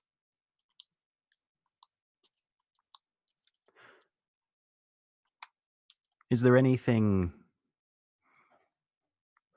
I should know before pursuing this? About sparring with us in general. Yes, to all.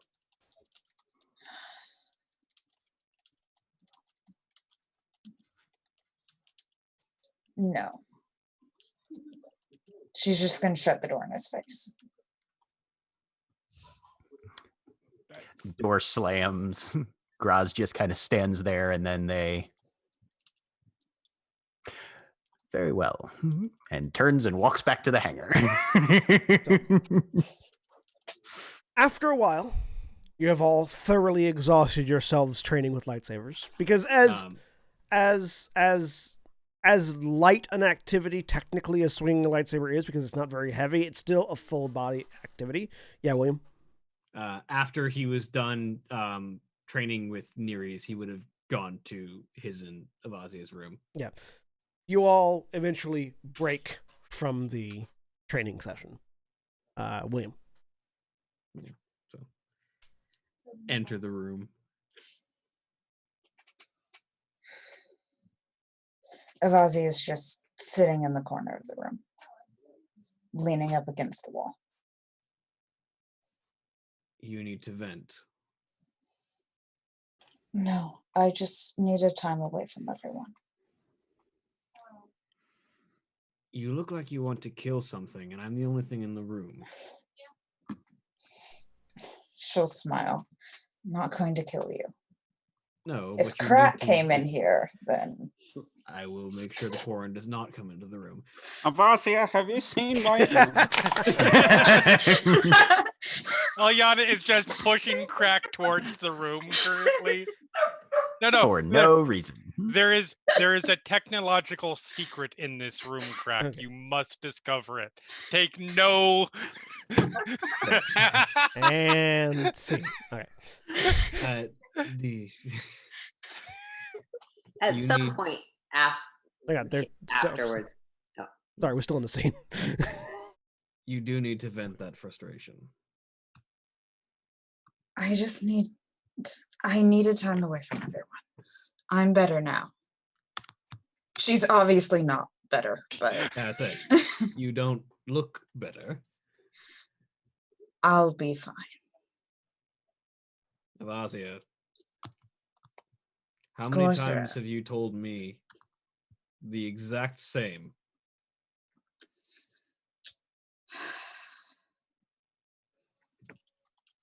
I just got a little stressed back there and my anger got the best of me.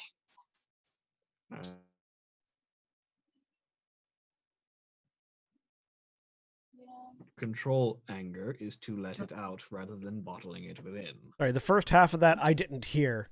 Same here. Yeah. Yeah. Your audio just went. He said, I understand. And the best way to control that anger is to let it out rather than bottle it within. Because if you let it stay contained, it only builds pressure until it explodes. Don't really know how to let it out right now. Aside from stabbing Crack, which is frowned upon apparently. Well, there are other things one can put your mind on.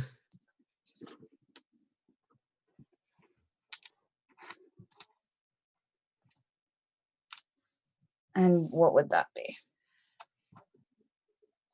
He just kind of gives.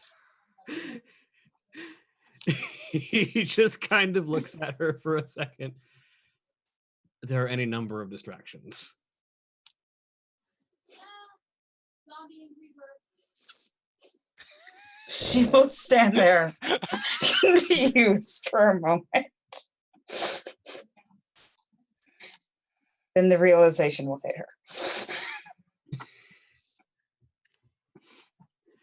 I think that's scene. And cut away. All right. Aaron. Sorry, Aaron, you were saying. And Star Wipe. Did Aaron freeze? Can we? Aaron, I think Aaron froze. I was gonna say, I think Yeah. Aaron has frozen. Yep. Aaron. Yeah. Yep, Aaron. Yeah. Nope. Not and they're back. As Aaron and Mark continue to play Ping pong frames. Sorry. It's- Sorry, Aaron. You were doing. What were you wanting to do? A little while after all of this is settled down, Kitty's gonna go find Graz. Graz is pretty easy to find. They were on their way back from the honeymoon suite. Okay. In which Oh my case, God. even though Kitty lives across the hall, Right. will Yep. give a decent amount of space from that room to where finding Graz is. I'm pretty sure they don't have like the only non-soundproofed quarters on the ship or anything. So yeah. Well, that was enlightening for everybody, I think. Did I mess up? No, you did quite well. But people are hard. They don't get things. Well, Ilyana gets things, but Ilyana feels things. Most people are unfortunately a little dumber, like your sibling is. Yes. Which is why I have you, because you can see among what other the reasons. rest but of the yes. world sees, Mm-hmm. even though I see the right things. Anyways, Correct. I know I did well, but was that wrong? There is insight to be gained anytime you fight someone. And it's fairly rare that more insight, especially into the people that we're going to be working closely with, is a bad thing. You may have learned some things about them. They probably learned some things about you.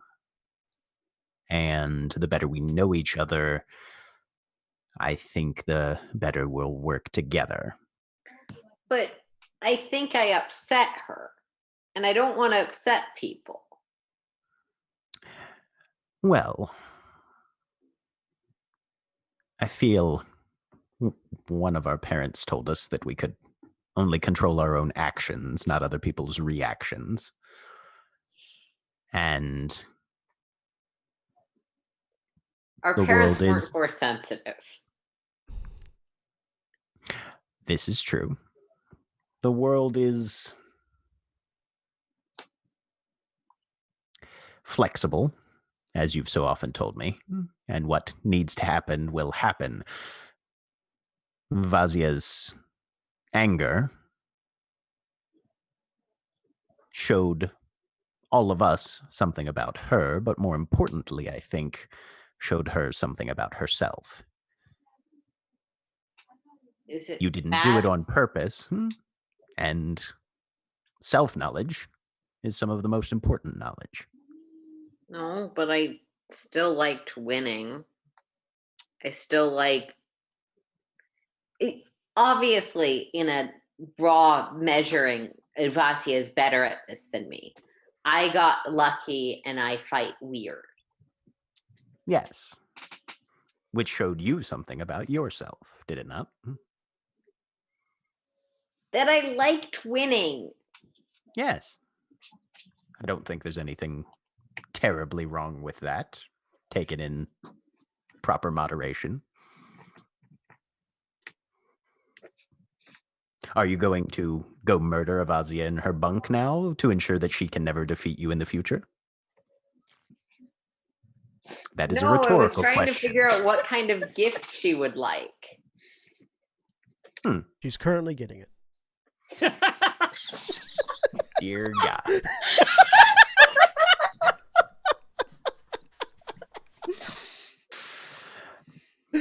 Well,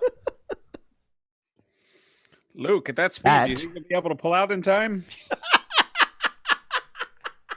That will be something to learn over the next period of time we spend with them in the near future, then. Mm-hmm.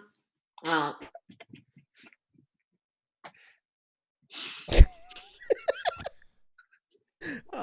You can make a great number of very helpful things.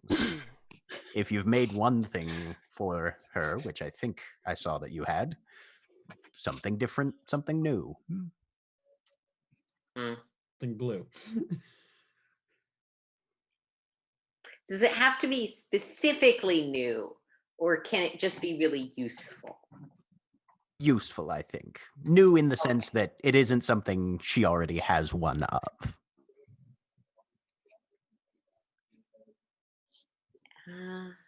Okay, I can do that. Let me know if there's anything you need.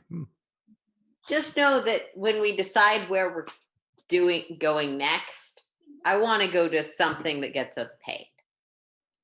Because I need money to use my powers. And supplies, materials, that sort of thing.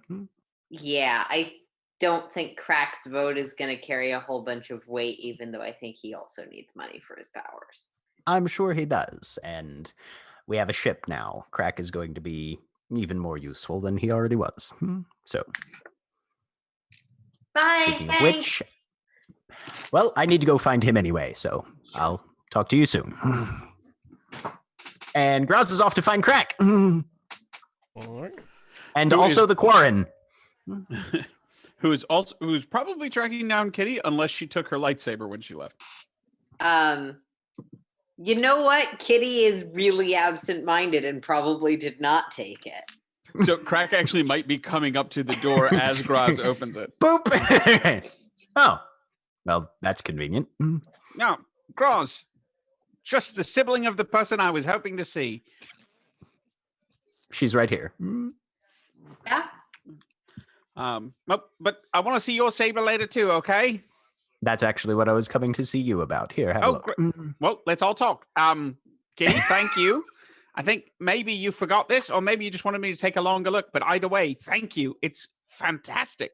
Really detailed in design. Absolutely novel. Really, really impressive. And he will hand it back over. Yeah. Kitty will take the sort of basket woven chakrama.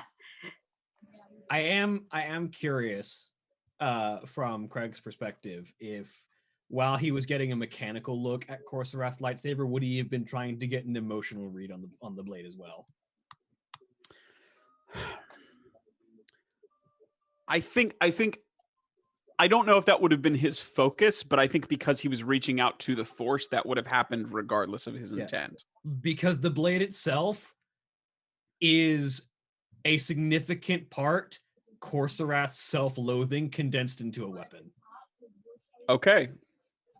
So that bleeds off of it real easy. Okay. All right. Thank you. I appreciate you pointing that out. I have to figure out how well Crack will be able to unpack that information, but that's really helpful. Thank you. And you gather like from like especially with your conversation with like Ileana about how the lightsabers are very personal and important to each individual wielder. That's probably part of why he was so casual about throwing it at you. Fair. Okay. Because it doesn't seem like it's something that's sacred to him so much as it is an embodiment of his flaws. Okay. That's really good to know.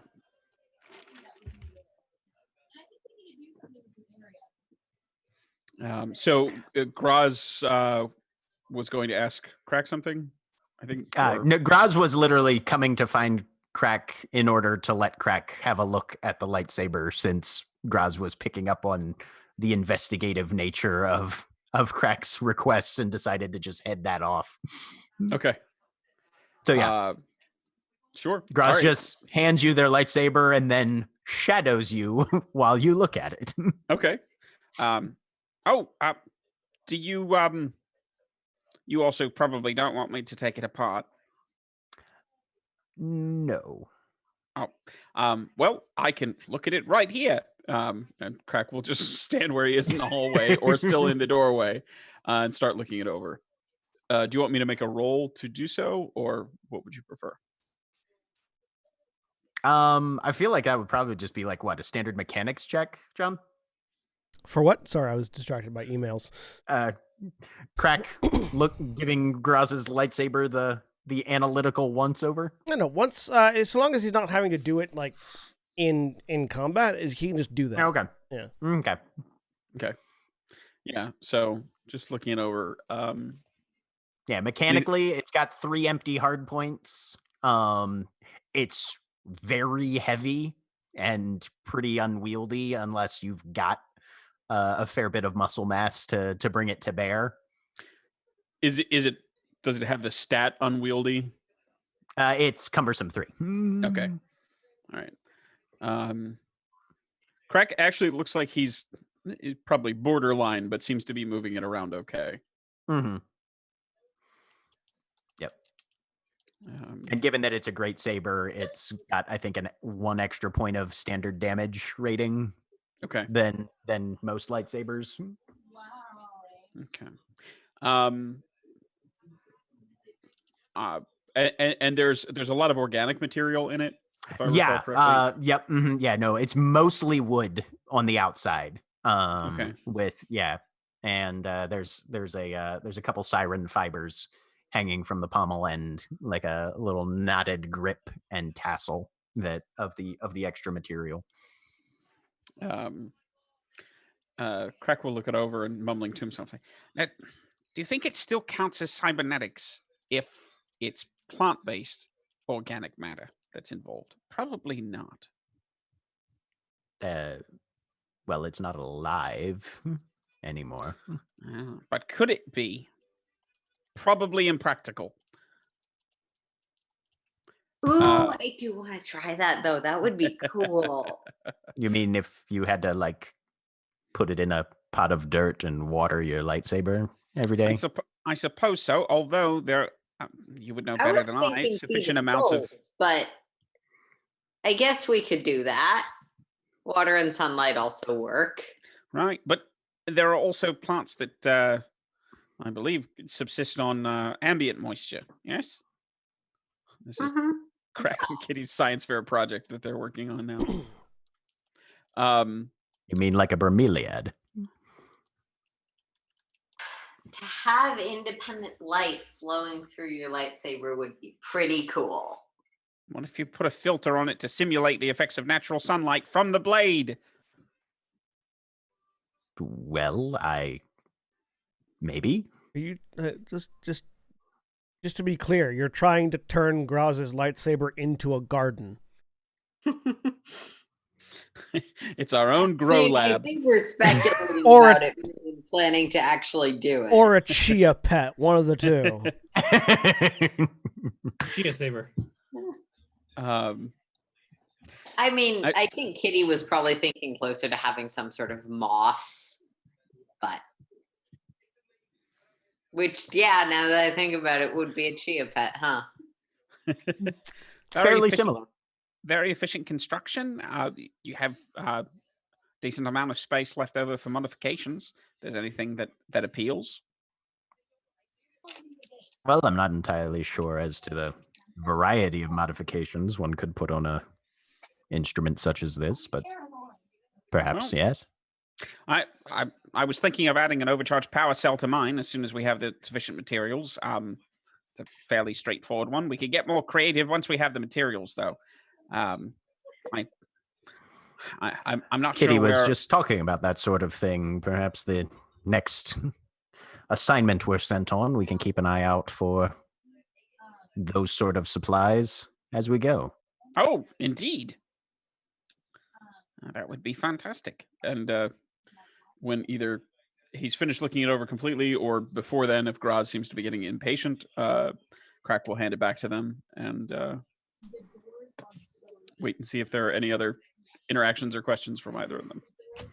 Well, I'm going to take some time to meditate for a bit. If you need anything, I'll be in my quarters.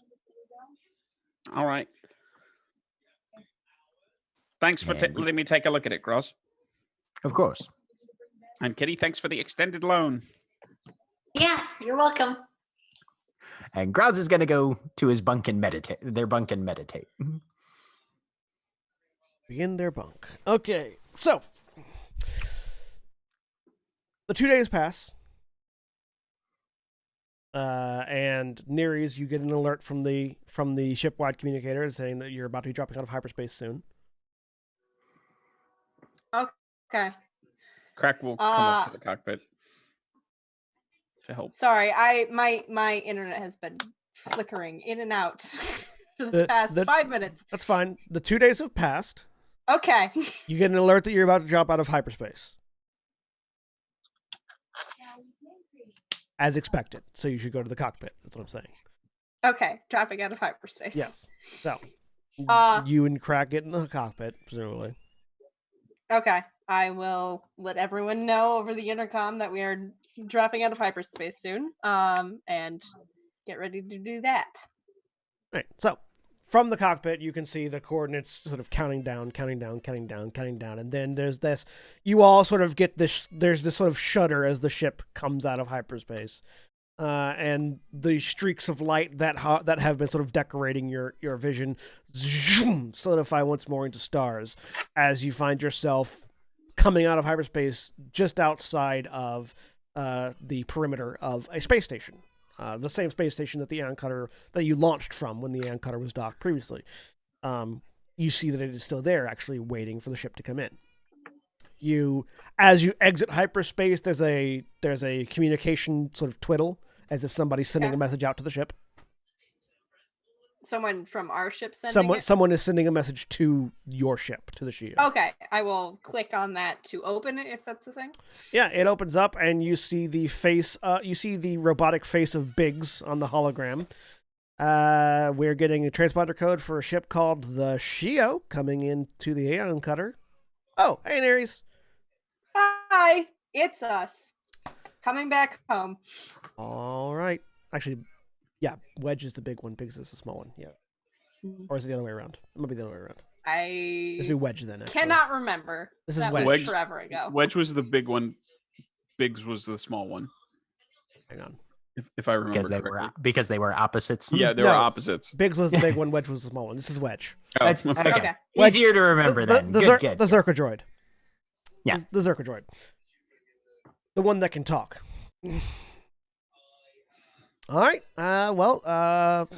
Sending over landing coordinates. Go on and bring it on in. And your nav computer gets coordinates sent to it. And you pilot the ship into the central hangar of the Aeon Cutter. The same place that you had taken off with the junk freighter previously. It lands, and you are all once again on board the Aeon Cutter. As you feel you don't really feel, but you see the shield sort of reclose behind you as you land in the hangar. Looking out from the cockpit, you can see that there is a small retinue of individuals waiting for people to be getting off the ship. You see Nibishuza, Biggs, Wedge, as well as a individual you don't recognize. She is fairly tall. She's taller than Nibishuza is about 5'8", 5'10", somewhere around there. She's a little bit taller than that.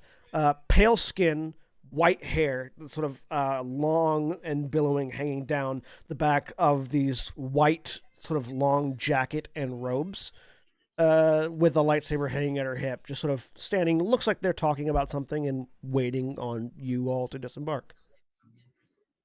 Okay. Vraz will be one of the first individuals out. I'm probably last because I'm up in the cockpit and it's. Yeah, Kitty's probably sticking with Graz. Oh, the ramp heading out. The ramp drops from the lower cargo area where the rooms are, and you all come out to see Nibishuza and this woman standing next to him. Welcome back. Do I have any? Oh, carry on. None of you know who this woman is. Okay. None of you have ever seen her before. Welcome back. I take it your journey was a success, considering the ship that you are arriving in. Indeed. Good. We will have your final ceremony as Squires momentarily. Feel free to drop anything off in your rooms that you need to drop off, and do bring your robes. Indicating the more formal robes that you all have that have they're the training robes that they also have a patch of the Twilight Order sort of sewn into the shoulder. Do I have something like that or not? Yeah, you have something like that too. Okay. Did we take those with us? You could have it. You could have if you. You could have if you wanted to. It wasn't required. I think Craig specifically did not pack, so he probably has to run back to the room. Yeah, Graz wouldn't have had those with them either, so they will go back and grab. Meet us in the same. Meet us in the training room in a few minutes, and the two of them, along with Biggs and Wedge, head off. I wanted to get a sense of what was going on with they were conversing before. I didn't see a lot of it and I couldn't hear anything, but give me a cool roll. Okay. As I difficulty 2.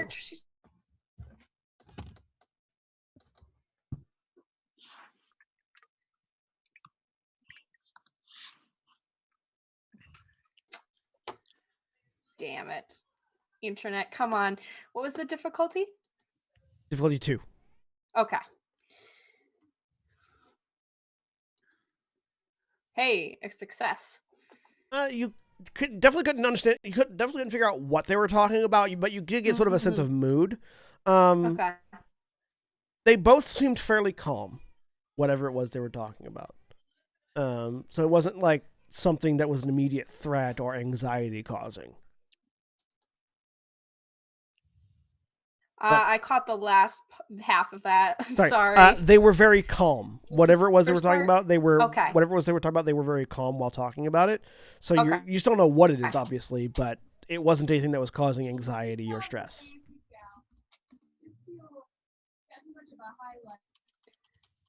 Okay. And as far as, because the last time I saw him, he was kind of like tired looking. Does that seem to be the case anymore, or is that He about still the same? he still seems a little tired. Probably. Yeah, he still seems a Probably little. don't notice anything. But I have to check. He still seems a little tired. Not like fall over tired, but more tired than he normally seems. So Kitty definitely did pack robes. You said there's a new person? Yes. Hi, I'm Kitty. Nice to meet you. What's your name? She turns and sort of looks over her shoulder at you. There's a soft smile. And she just sort of replies, Hatafeni. Archon, Nice to meet you. Archon Hatafeni. Nice to meet you, Hadafene. I've never understood how names translate to Wookiee, but you know, I guess that they do. Yeah. Nice to meet you, Hadafene. I like your hair. Thank you. And you did catch that she referred to herself as an Archon, which is one of the Council of Archons are the people that run the Twilight Order. Right. Of which there are 8, correct? Yeah, there are 8 If I'm plus remember. there are 8 plus the Exarch. Okay. This might be new to Hadafene, but it's not new to anyone who's been around Kitty. Kitty has very little. She understands what ranks are, but like behaving politely towards someone seems to just be complimenting them more. Legit. But you all gather your robes from wherever they are, whether you brought them with you or you have to get here from, and donning them, head to the training area. You see this individual that introduced herself as Hadafeni, as well as Nibishuza there. And your mentors, Zook and Saris, are off to one side as well. Nibishuza looks at the group of you. Congratulations. In cooperating and surviving on a admittedly very hostile planet of Eos, you have shown resourcefulness and resilience, the kind of which we hope to cultivate amongst our people in the Order. It is a hard world to live in, even harsher when you don't exalt allegiance to one of the major powers in space. And that planet is certainly a hard planet to get through. I'm proud of you all. I am also proud to say that if you so choose, you may all take up the mantle of Knight of the Twilight Order. He sort of holds up, he sort of waves a hand, and you all feel the stitching coming out of that patch on your robes as you all sort of instinctively look over at it, and you see the patches unstitch themselves and float over towards Nibishuza as he sort of holds a hand out, and they just gently rotate in the air above his hand. If you so choose to stay on with us, you may. And he says, turning his hand so that the patches sort of hover out in front of each of you. If you would choose to go your own way, you may do that as well. And you sort of all instinctively know that if you take the patch, that's indicating that you are staying on as a knight. Graz immediately reaches out and takes it.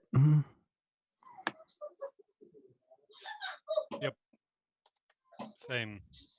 Yeah, Kitty will sort of reach out after Graz does.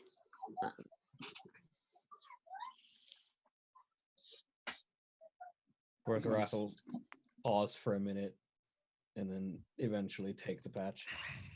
Vazi is going to hesitate for a moment and then take it. On seeing Graz and Kitty take it, Crack will take it. And Nibashuza sort of turns to look at you, Nereus, and there is a patch hovering in front of you. Yep, I'll reach out and grab it. There's a very light smile comes across his face. Well, I'm happy to see you've all decided. Now, I would like to introduce you to our esteemed guest, he says, indicating over to the woman on his right. This is one of our archons, Hata Feni. She spends most of her time studying the Force and traveling from virgins to virgins, much like Eos. She is the one who discovered Eos initially for our order. And she sort of nods her head, and she begins to speak. I make it a habit of only returning to the Aeon Cutter to congratulate those who have decided to make the choice of taking up the knighthood. However, I also have a bit of information that was relevant to your Exarch and will be relevant to you as well. The galactic situation as it stands has become untenable. I suspect that very soon, all-out war will once again emerge. In times of war, our organization continues to serve as a third-party medical and emergency resistance service. But the Force also calls on us to act in ways that we deem fit. I would hope that you would all be mindful of the Force in the coming days.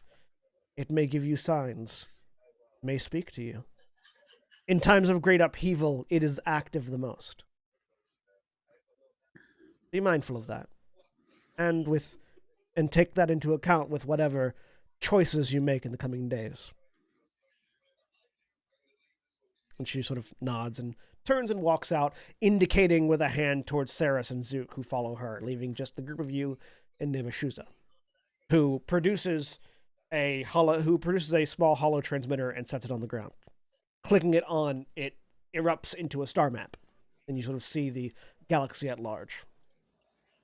Now for your decision point. You will have as much time as you need to make the decision, but bear it in mind. He turns a hand and the galaxy sort of spins and then zooms in to a system where you're currently at. This is where we are currently based in the Aeon Cutter, though we will be moving from this location soon. Most of our Archons are currently running operations throughout the galaxy and can use reinforcements. Which area you would like to go to operate in on your own is entirely up to you. What jobs you choose to do is entirely up to you. However, I will note that aiding our Archons will ultimately aid the Order as a whole and likely help you individually.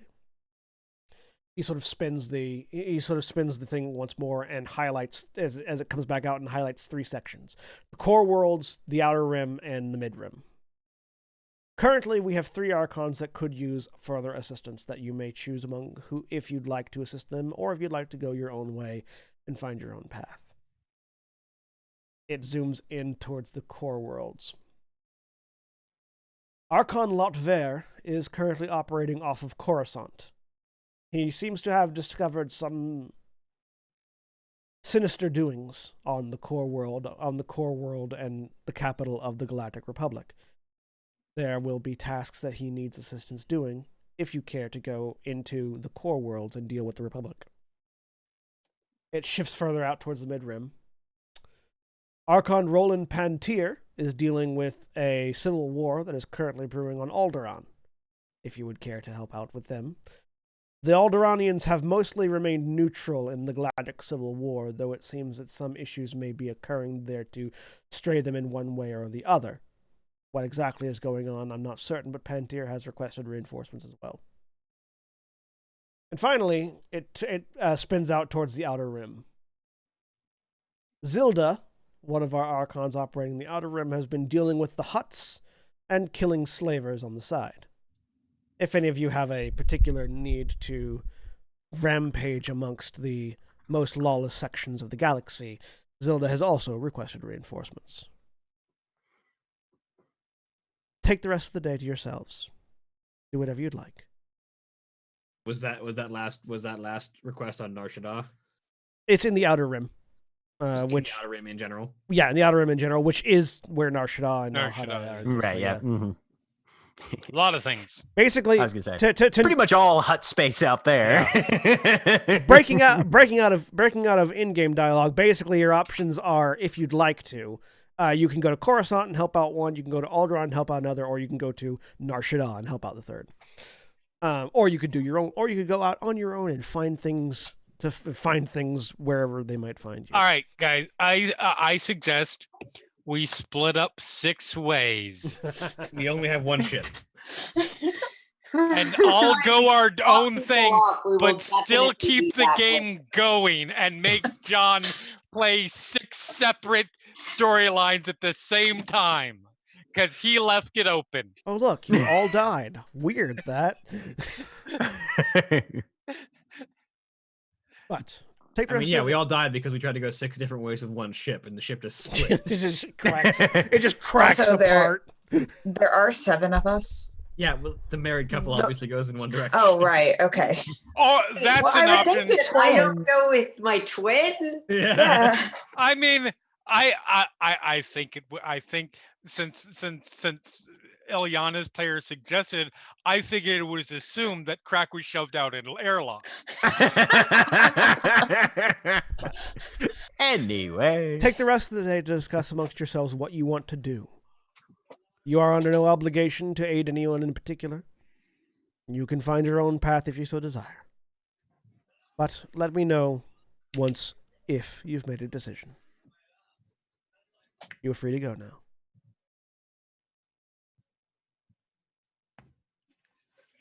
Graz will nod and head out in the direction of. I assume there's some sort of like lounge area. Oh yeah, it's a yeah, big enough mhm. ship. There are a couple of different lounges. I suggest rest, decompression from being in a ship altogether, and then tomorrow is it early morning right now or like later? It's about in the midday. Day? It's about midday right now. Okay, tomorrow morning we discuss options and before That everyone is leaves. certainly one way to do it. Alternatively, I'm going to go get a drink, and if anyone wants to come and talk while I do that, That would probably be good. Mhm. but we will make no decisions until we've actually talked with everybody. I see. Yes. You're learning. He can do Graz that. doesn't. They Graz doesn't so much smile at Corsarath as turn to face them and just let all the lips come back from all the teeth. Not smiling, baring teeth. There's a difference. And then a wink. I'll come with you. I need to make a drink. You do the chewy, I'm going to rip your arms off smile.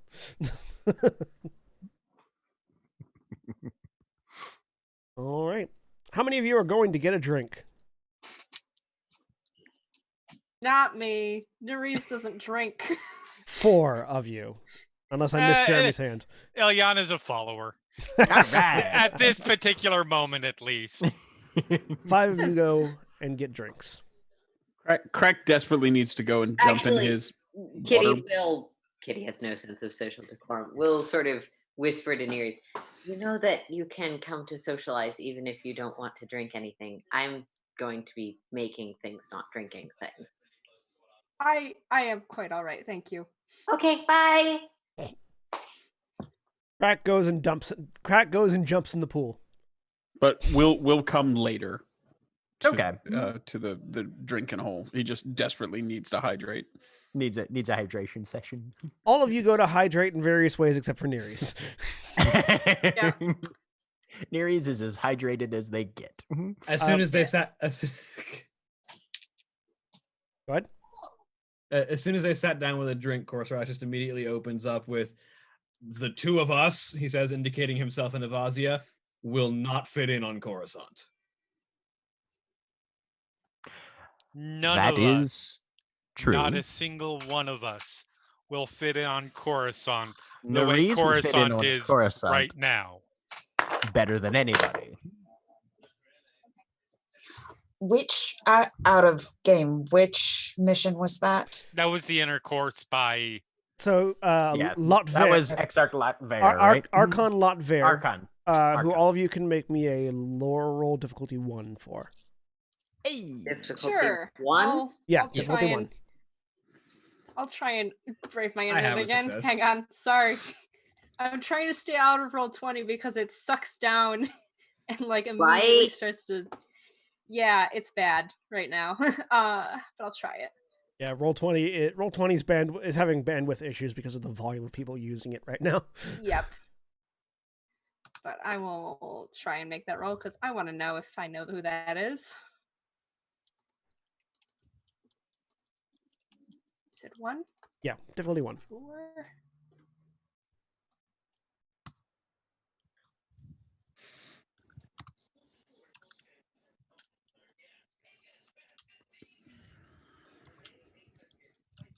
All the way. There it is. I got a success. Right, we got 1 success there. Failure for Avasia, for Ileana, Kitty, Graz, and Corserath. Is Crack rolling or does Crack care? Crack's not there. This so- is just for general knowledge about who okay. Lotvera or who Okay. who that person is. Yeah, I mean, it relates to whether he knows something. Of course, Crack. I cares. mean, Yeah, you don't have to be where they're talking to know this. This is Okay. just knowing who this is.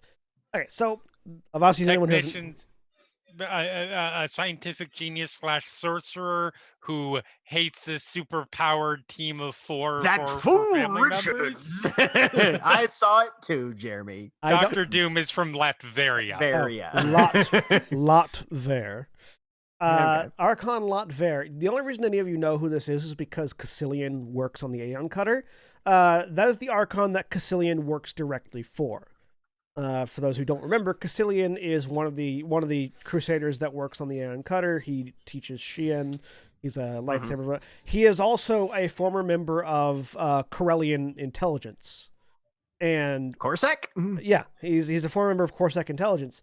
And he works directly under Lotver as an intelligence analyst for the Twilight Order.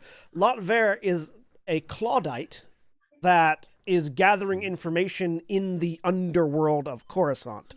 So if you were to work with Lotver, you wouldn't be on the surface where all the nice people are. Nice people, air quotes. You'd be in the slums. For what that's worth. I feel like even in the slums, Still light on Sith Dathomirian- purebloods, though. I say Dathomirian, 2 Sith purebloods, and 2 Wookiees. You The can- Wookiees less so, but still. You can also I roll mean, the me. Wookiees would be rare, even if they're not as unwelcome. You can also roll me a core world. Anyone who wants to can roll me a core worlds, difficulty 2 for Roland Pantier, and a lore difficulty 1 for Zilda. I'll make both of those. Why not? Anyone who wants to.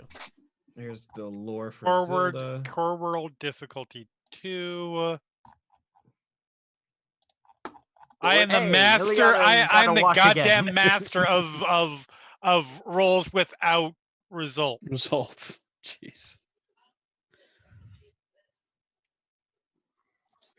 I have There is advantages with some no successes success. and advantages on both of those. I have advantages with no successes on the lore, but I do have success and advantage on the core worlds. I got 3 success, 1 advantage on both. All right. So And Graz is just going to rely on everybody else. So the successes on the lore for Zilda. Zilda is a fuck, what are they called? Names. Bone face mask. Grievous was one. Kalish. Kalish. Zilda's a Kalish. Is a Kalish that some of you may have met Zilda at one point in time. He is a little bit more nomadic than the rest of the Archons are. And he's a very angry man. He's a very angry man that likes to kill Sith Empire people whenever he gets a chance. Because they enslaved him. They enslaved him on Korriban. He was a slave on Korriban, when he broke free, killing his master and then escaping, and that's how he ended up joining the Twilight Order. And that's why he spends most of his time hunting slavers and Sith Empire people in the Outer Rim. he's trying to figure out. He's been to Korriban. He knows how to get there. He's trying to locate the coordinates of Droman Kaas at the moment. And those of you that succeeded on your core worlds check, the Pantier family was the ruling family of Alderaan. Alderaan, societally, Alderaan is a monarchy, it's a kingdom. They have a king who rules over all of these noble families. And the Pantier family was the ruling family at the time, had been for a very long time, until very recently when the Pantier family was overthrown in a rebellion from one of the other families that it was rumored rebelled in due to interference from the Sith Empire. That's never been confirmed, but now the Ulgos are the High family. But this has caused a literal civil war on Alderaan, where half the planet is fighting the other half of the planet because of the Ulgos' rebellion against the Pantier family. So Roland Pantier presumably is from the Pantier family. That's what you know about that Archon. So that's what people know about those three areas now. Between the other two options that I feel somewhat more comfortable about, the Pantiers will likely be a lot of political intrigue and potentially some guerrilla work, but I feel like Nar Shaddaa is the best source of, just in general, getting paid. Because it's hot space and money moves hands very quickly out there. Mm-hmm. To my way of thinking, Alderaan will either be the least or by far the most complicated situation out of these three. There is something to be said for our first official assignment being something that will potentially be a bit less nuanced. Generally, when huts and slavers are involved, there isn't exactly various values in terms of sides for picking. Mm-hmm. So, while less of us are unwelcome there, still a little dicey. On the rim. My ability to do anything useful relies on having money, and not a small amount of it either. The things that I use to weave the Force aren't seen as expensive necessarily, but I need a constant supply of them to do much of anything. Nar Shaddaa definitely seems like the place where it's easiest to find credits. Yeah, Nar Shaddaa or Coruscant, probably. Because both are extremely wealthy city planets. Well, planet. Nar Shaddaa's a moon, but you know. Yeah. Sorry, just to clarify, because I did have to jump into the more stuff. Has it been narrowed down to Nar Shaddaa out of character at this point, or are we just assuming still? We're just tossing ideas back and forth. Oh, you mean as far as whether or not that one is Nar Shaddaa? Coruscant seems to be coming in third right now. That's the Outer Rim areas. The Outer Rim area, or are we just calling the entire Outer Rim Nar Shaddaa? The Outer Rim area that he is operating in is in the vicinity of Nar Shaddaa, but it is not strictly speaking Nar Shaddaa. That has been clarified. Yeah. I just wanted to make sure. Yes. Before I said something in character that was wrong. When you're dealing with huts and slavers, Nar Shaddaa is almost certainly involved.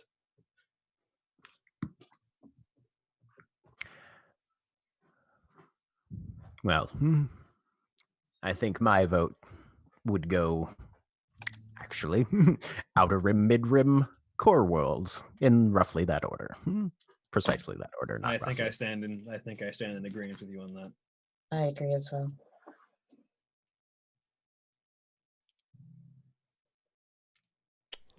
I need to figure out how each one feels first. That would be wise. I go where Graz goes.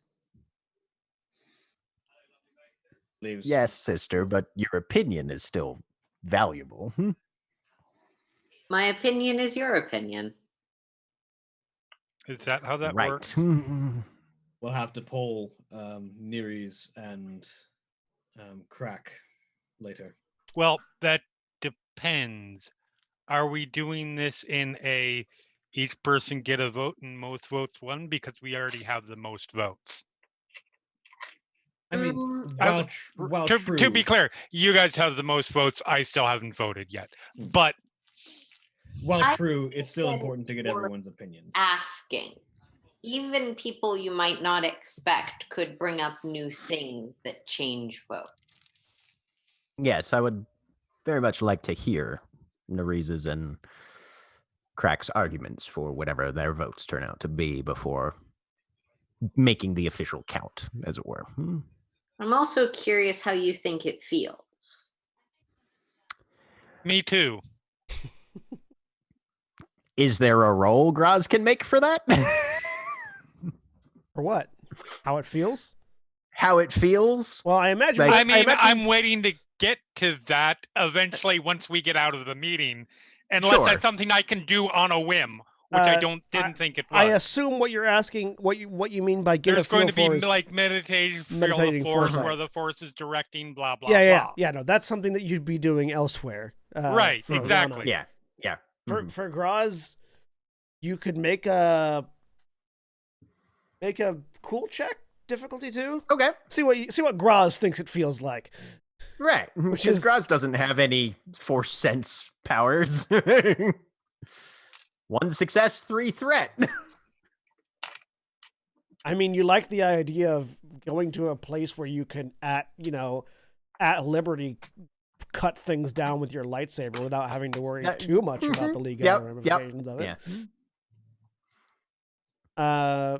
Meanwhile, speaking of Crack and Neres, where'd you go? I went to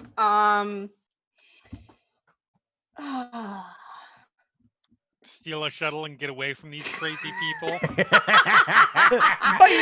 no. No, I'm not gonna do something stupid. Stupid. That's the smartest decision you'd have made so far. Eat shit, nerds. Steal the Shio. I go and find Nibashuza probably. Okay. first. Nibashuza is easy enough to find, as he always is. Yep. Yes, Neres. The intrusive visions have continued. I was afraid they would. Any updates? I talked to my former self. Who looks at you? And how did that go? It is a lot of complicated feelings, but I'm here and I took I indicate the patch thing. Yep. He smiles. So you made your decision. Yes. I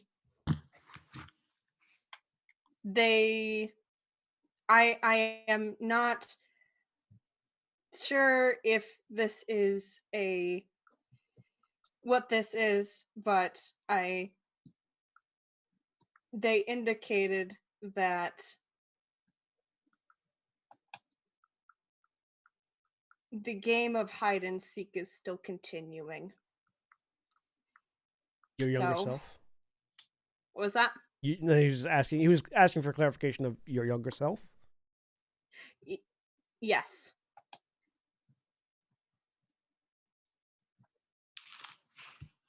Trust in the Force. You were hiding me from detection. I would like to learn to do that myself. I have been practicing with those powers, but I do not know exactly how you did it. He sort of breathes in through his nose and out through his mouth. The red eyes of the chest sort of looking you over. Hard to tell exactly where he's looking because most chists don't really have pupils. It's just solid red. Yep. It's hard to say. The Force works through individuals in unique ways. Everyone interacts with it uniquely. No two are alike. My power is not something you can harness, though there are ways to emulate it. I can teach you the basics, but it'll require practice on your own to master it. Yes. Kitty attempted to wanting, and we found some, what were they called again? Those bug things. Isalamir? Isalamir. It shut down my arm. Would this also impair my ability to function? No, not to that degree. The power I'm thinking of is most often used to interrupt others from utilizing the Force to the full degree that they can. Turned inward, it could shield your own usage from other senses, but it would not prevent you from moving. That is a power of how you access the Force. Different entirely to what I do. All right. Thank you. I would appreciate it. Also, I noted you are still tired. There's a lot of work that goes into being the Twilight Exarch.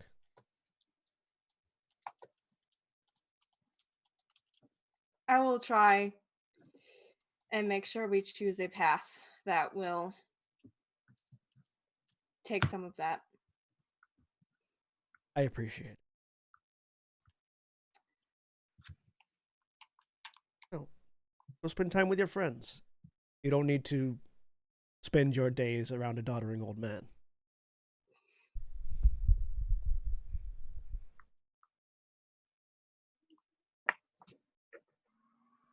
No. But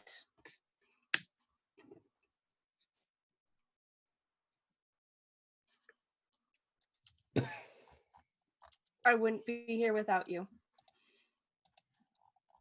He reaches out and a very affectionate sort of hand. It'd be like if you had a cheek, it would be a hand on the cheek, sort of. Mm-hmm. You are strong in your own right. I merely offered help. Everything you've done has been on your own. Thank you. And I will leave. Sometime between then and later, Crack finds Nereis. Ah, Nereis. Yes. Hello, Crack. How are you? I am well. Good. I'd like to see your lightsaber. All right. It is here. I will flick it out. It's like attached to my arm.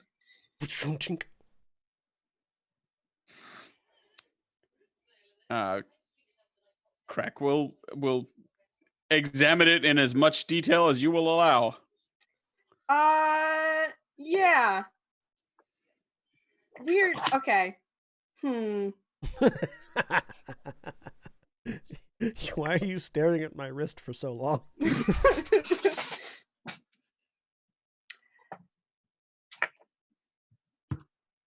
Crack, you are still thinking about trying to look at my bones, correct?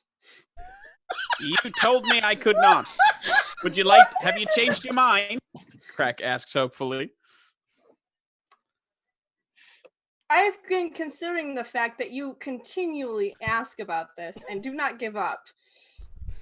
That is correct. At the moment, we are on a ship with considerably more medical facilities than our ship currently has. And it is possible that this will be easier and less awkward if we do it now, rather than you continually asking. And if I get injured, you taking that opportunity wherever we are, whatever strange planet in the middle of a sandstorm opportunity you get. Following you so far? Yes? No disagreements? All right.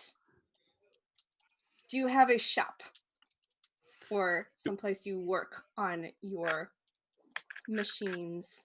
Yes, the majority of it is underwater, but I do have a non-submerged portion for exactly this sort of circumstance. That's Right. not true, but similar circumstances that require non-submerged inspection. I see.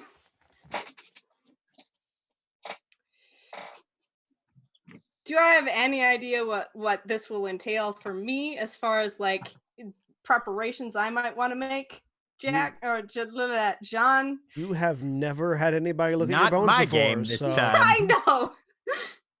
you've never had anybody Names look are at. similar. As far as you've been conscious, you've never had Yep. anybody look at your bones, so you don't know. Right. Might want to ask the person who can weave the force into living things and objects. Oh yeah. Yes, bring more people into this. That I will make know. it far less awkward. Oh, nice. Everybody should be there. Just cram as No. many people into the I- room as you can to look at Nereus' bones. Oh, those old style. like a Renaissance style Yeah, operating yeah, theater. yeah, like a Yes, what are they operating. called, Panopticon? No, that's not it. But yeah. I thought they were just called theaters. Yeah, operating theater, but there's like also a specialized term for anyway. Yeah. We should also ask Kitty. It's an archaeologist thing. Hey guys, you want to get course. together on Saturday, get drunk and unwrap mummies? No, Panopticon is the prison where there's a tower in the middle and all the cells are Yes, on the walls. yep. Mhm. As There's if you also a even term for have like to ask. Right? We'll Kitty's grind up calm the finger chirps. bones and snort them like cocaine. Sweet! Okay. So, Best Let me party tell ya. ever. Britain had some wild periods of history, let me tell so you. that I'm clear on what's going on, you're Yeah. getting Crack and Kitty. Yes, and I'm not asking Kitty in front of everyone else, so Easily done. I mean, yeah. heard that off. Yeah. And you are doing this in a workshop or in a medical bay? I think can you bring your tools with you? I would be more comfortable in a medical bay in case Yes, anything goes wrong. absolutely. Right. Is Okay. there like one we can be sort of private? Yes, there is indeed a medical bay Okay. you can get into with just the three of you. Okay, this is so awkward. I'm gonna do it. The medical bay. Very quickly, John, during this entire conversation, Kitty, instead of drinking, has been brewing a healing potion just at the table. Sure, go ahead and give me a roll. Cool. It is. What is the roll on that It's potion? page 82, and the healing potion is average difficulty. And we cleared up some confusion I had about the very similar abilities I get from this. Yes, so you make the Tree. lore or discipline check, difficulty 2, with your force die added in. And if you want afterwards, you can choose to take strain to add either light or dark to the roll, as Mhm. just as generated dots rather than rolling. And because of the other thing I have, I can convert light side into successes, not just into advantages. Correct. That's a dark side, but a success and a triumph. Would you like to That's take good. strain to add light side to it? I think two advantages and a triumph is going to give me everything I want out of a single healing potion. Okay. Hopefully Yeah, so that's I'm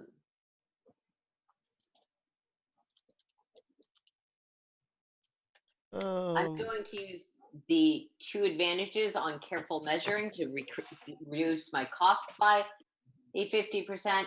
I'm going to use my triumph on recipe to decrease the future difficulty of healing potions. Okay. And I will spend that dark side on foul taste. Doesn't taste good. If the potion is beneficial, the user suffers 2 strain after consuming it and benefiting from its effects. Because it tastes like crap. Well, at least it's not vile smell, which would be obvious from the offset. So before heading off and presumably meeting either Crack or Nereus, Kitty will finish this bubbling cauldron at the table, pop a cork in a bottle, and hand it to Avazia. I'm sorry about yesterday. This is for if you get injured. It's what Nereus does, but magic. Do you always try to buy people off that you've angered?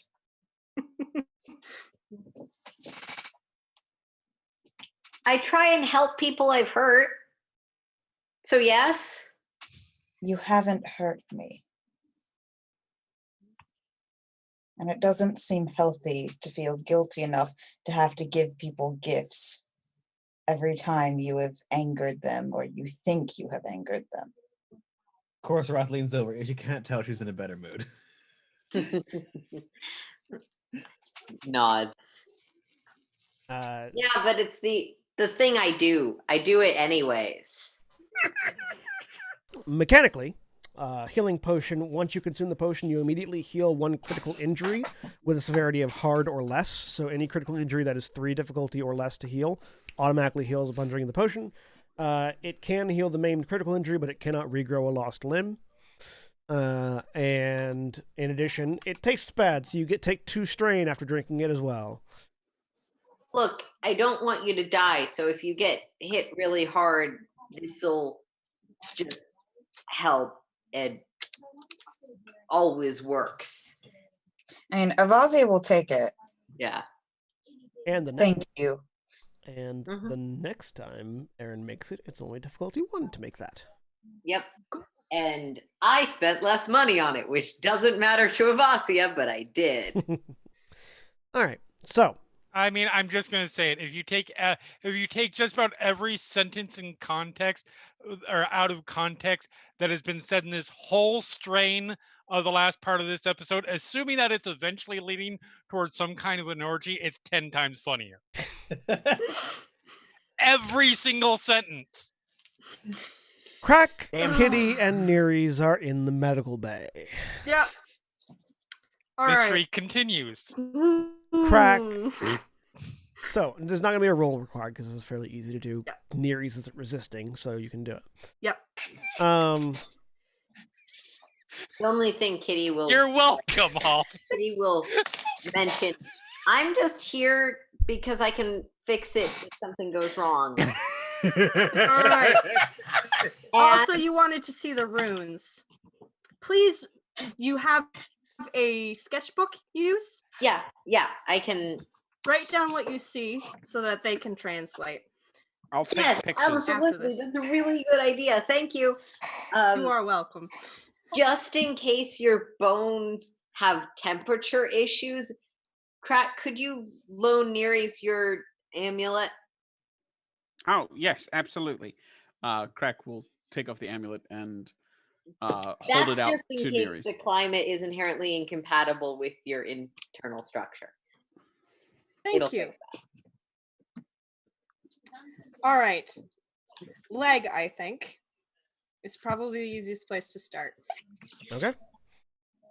So after an amount of tinkering with Nereus' leg, you manage to get one of the panels open, and sort of crawl in through the wires with your diagnostic tools, and you find that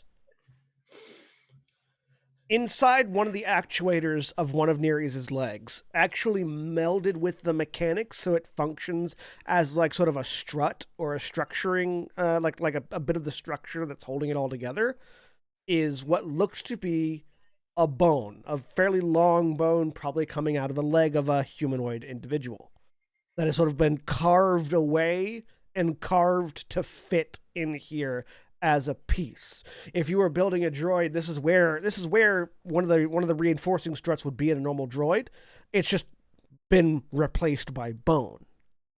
And that bone has had several red signs, symbols, Sith markings carved into it from one end to the other, and gives you a distinct feeling of wrong. Like, just being in the presence of it, it feels wrong. Is it possible? Okay, 2 questions. Is it possible to analyze it to determine what species it's from? And It's been too modified for any visual indicator. You'd have to take a shaving of it to get any of that, and you're not certain if you'd be able to. Just because it's too far nestled in.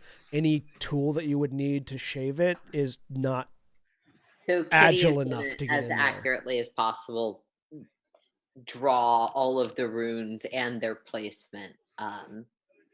Yeah. And we'll scan it as much as we can. The second part of the question is: does that mean that Nereus is less sturdy than an actual droid?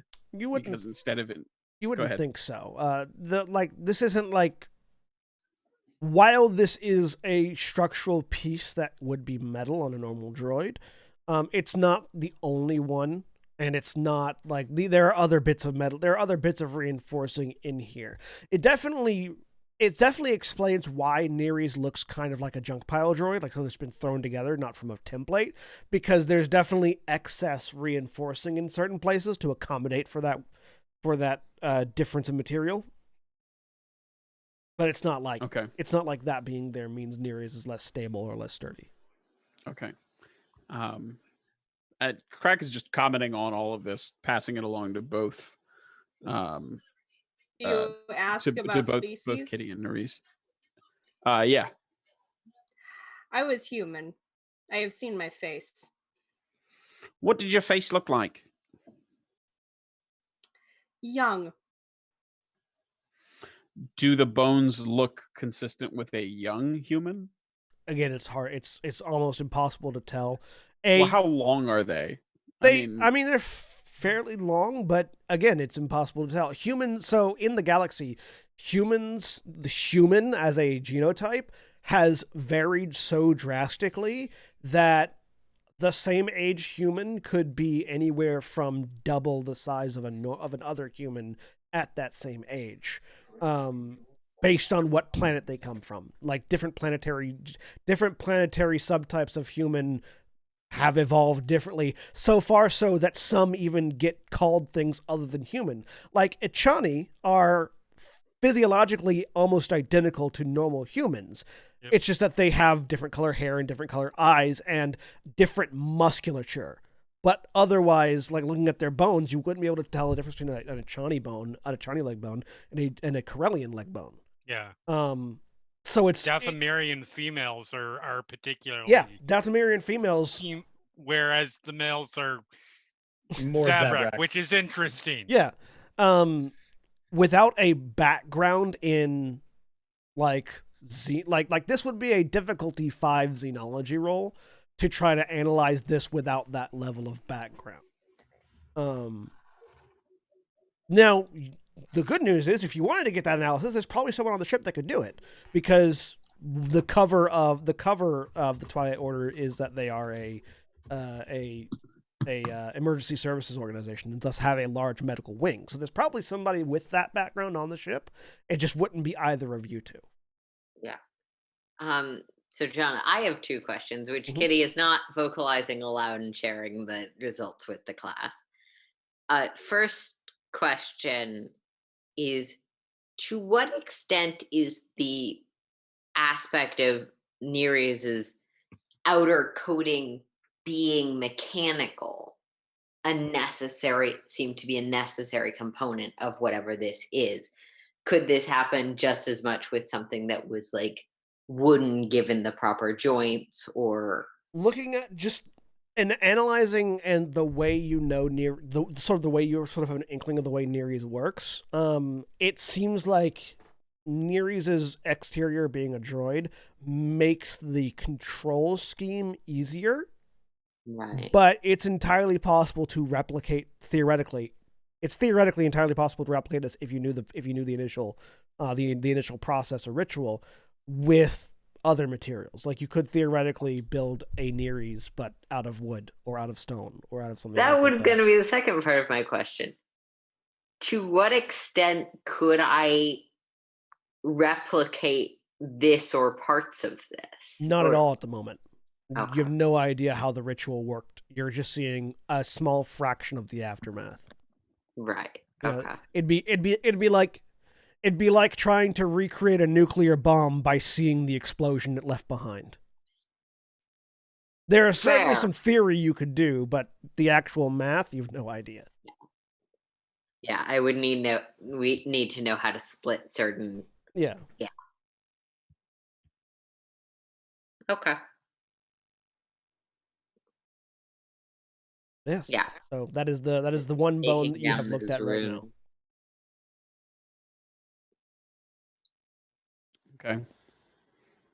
Okay. Any indication of how it's connected other than the runes? It's Or like is it it's like connected bolted any way in. other than- Like it's like it's bolted into two other parts of the machine. Like it is functioning as a reinforcing strut. Okay, but not there's no circuitry. There's nothing. Yeah, no, hooking it in. it's bolted in. There's some circuitry going through it. Like it is functioning the same as the metal versions. It's just that there's more of them to compensate for the durability loss. I mean, does it look like there's any kind of cybernetic connection? No, Like you would see in a prosthesis? No, it's more functioning as the. This is not a bone that is in like a connecting part. This is like a covering and reinforcing strut. Like one of those. Like if you're looking at Predominantly structural is what you're yeah, saying. predominantly structural. So this particular one is. Yeah. Okay. I guess if it seems like we've gotten everything we can from that. All right, Nerys, moving on. And we'll move to whatever Nerys will let us take a look at next. Have you not? Does that not give you an understanding of what you were looking for? It gives me information, but not understanding. In fact, I'm at something of a wall with regard to understanding. It appears that though it's been built in, just like the other building materials that make up your form, but combined with what we found out when we downloaded your data core, it doesn't seem like it has any particular interface other than the runes. And he'll turn and look at Kitty. Yeah, you're a droid because droids have to move. You could also be like seaweed. Oh. Would you like to be seaweed? At that question, That would be hard. No, very soft. At that question, a light sort of goes on over the door, which indicates a sort of a check-in, basically, like the medical staff of the bay are checking in to see if any assistance is required. And as that light goes on, the very soft voice that actually all three of you would recognize because he's the only Archon that is here consistently, calls through the door. Do you need any assistance in there? As Archon Apit, the person who is basically in charge of the medical division of the Horizon Relief Organization, checks in to see if you need any assistance. At that point is where we'll be ending for this week. Say goodbye, everybody. Bye. Bye, everybody. Bye. Goodbye.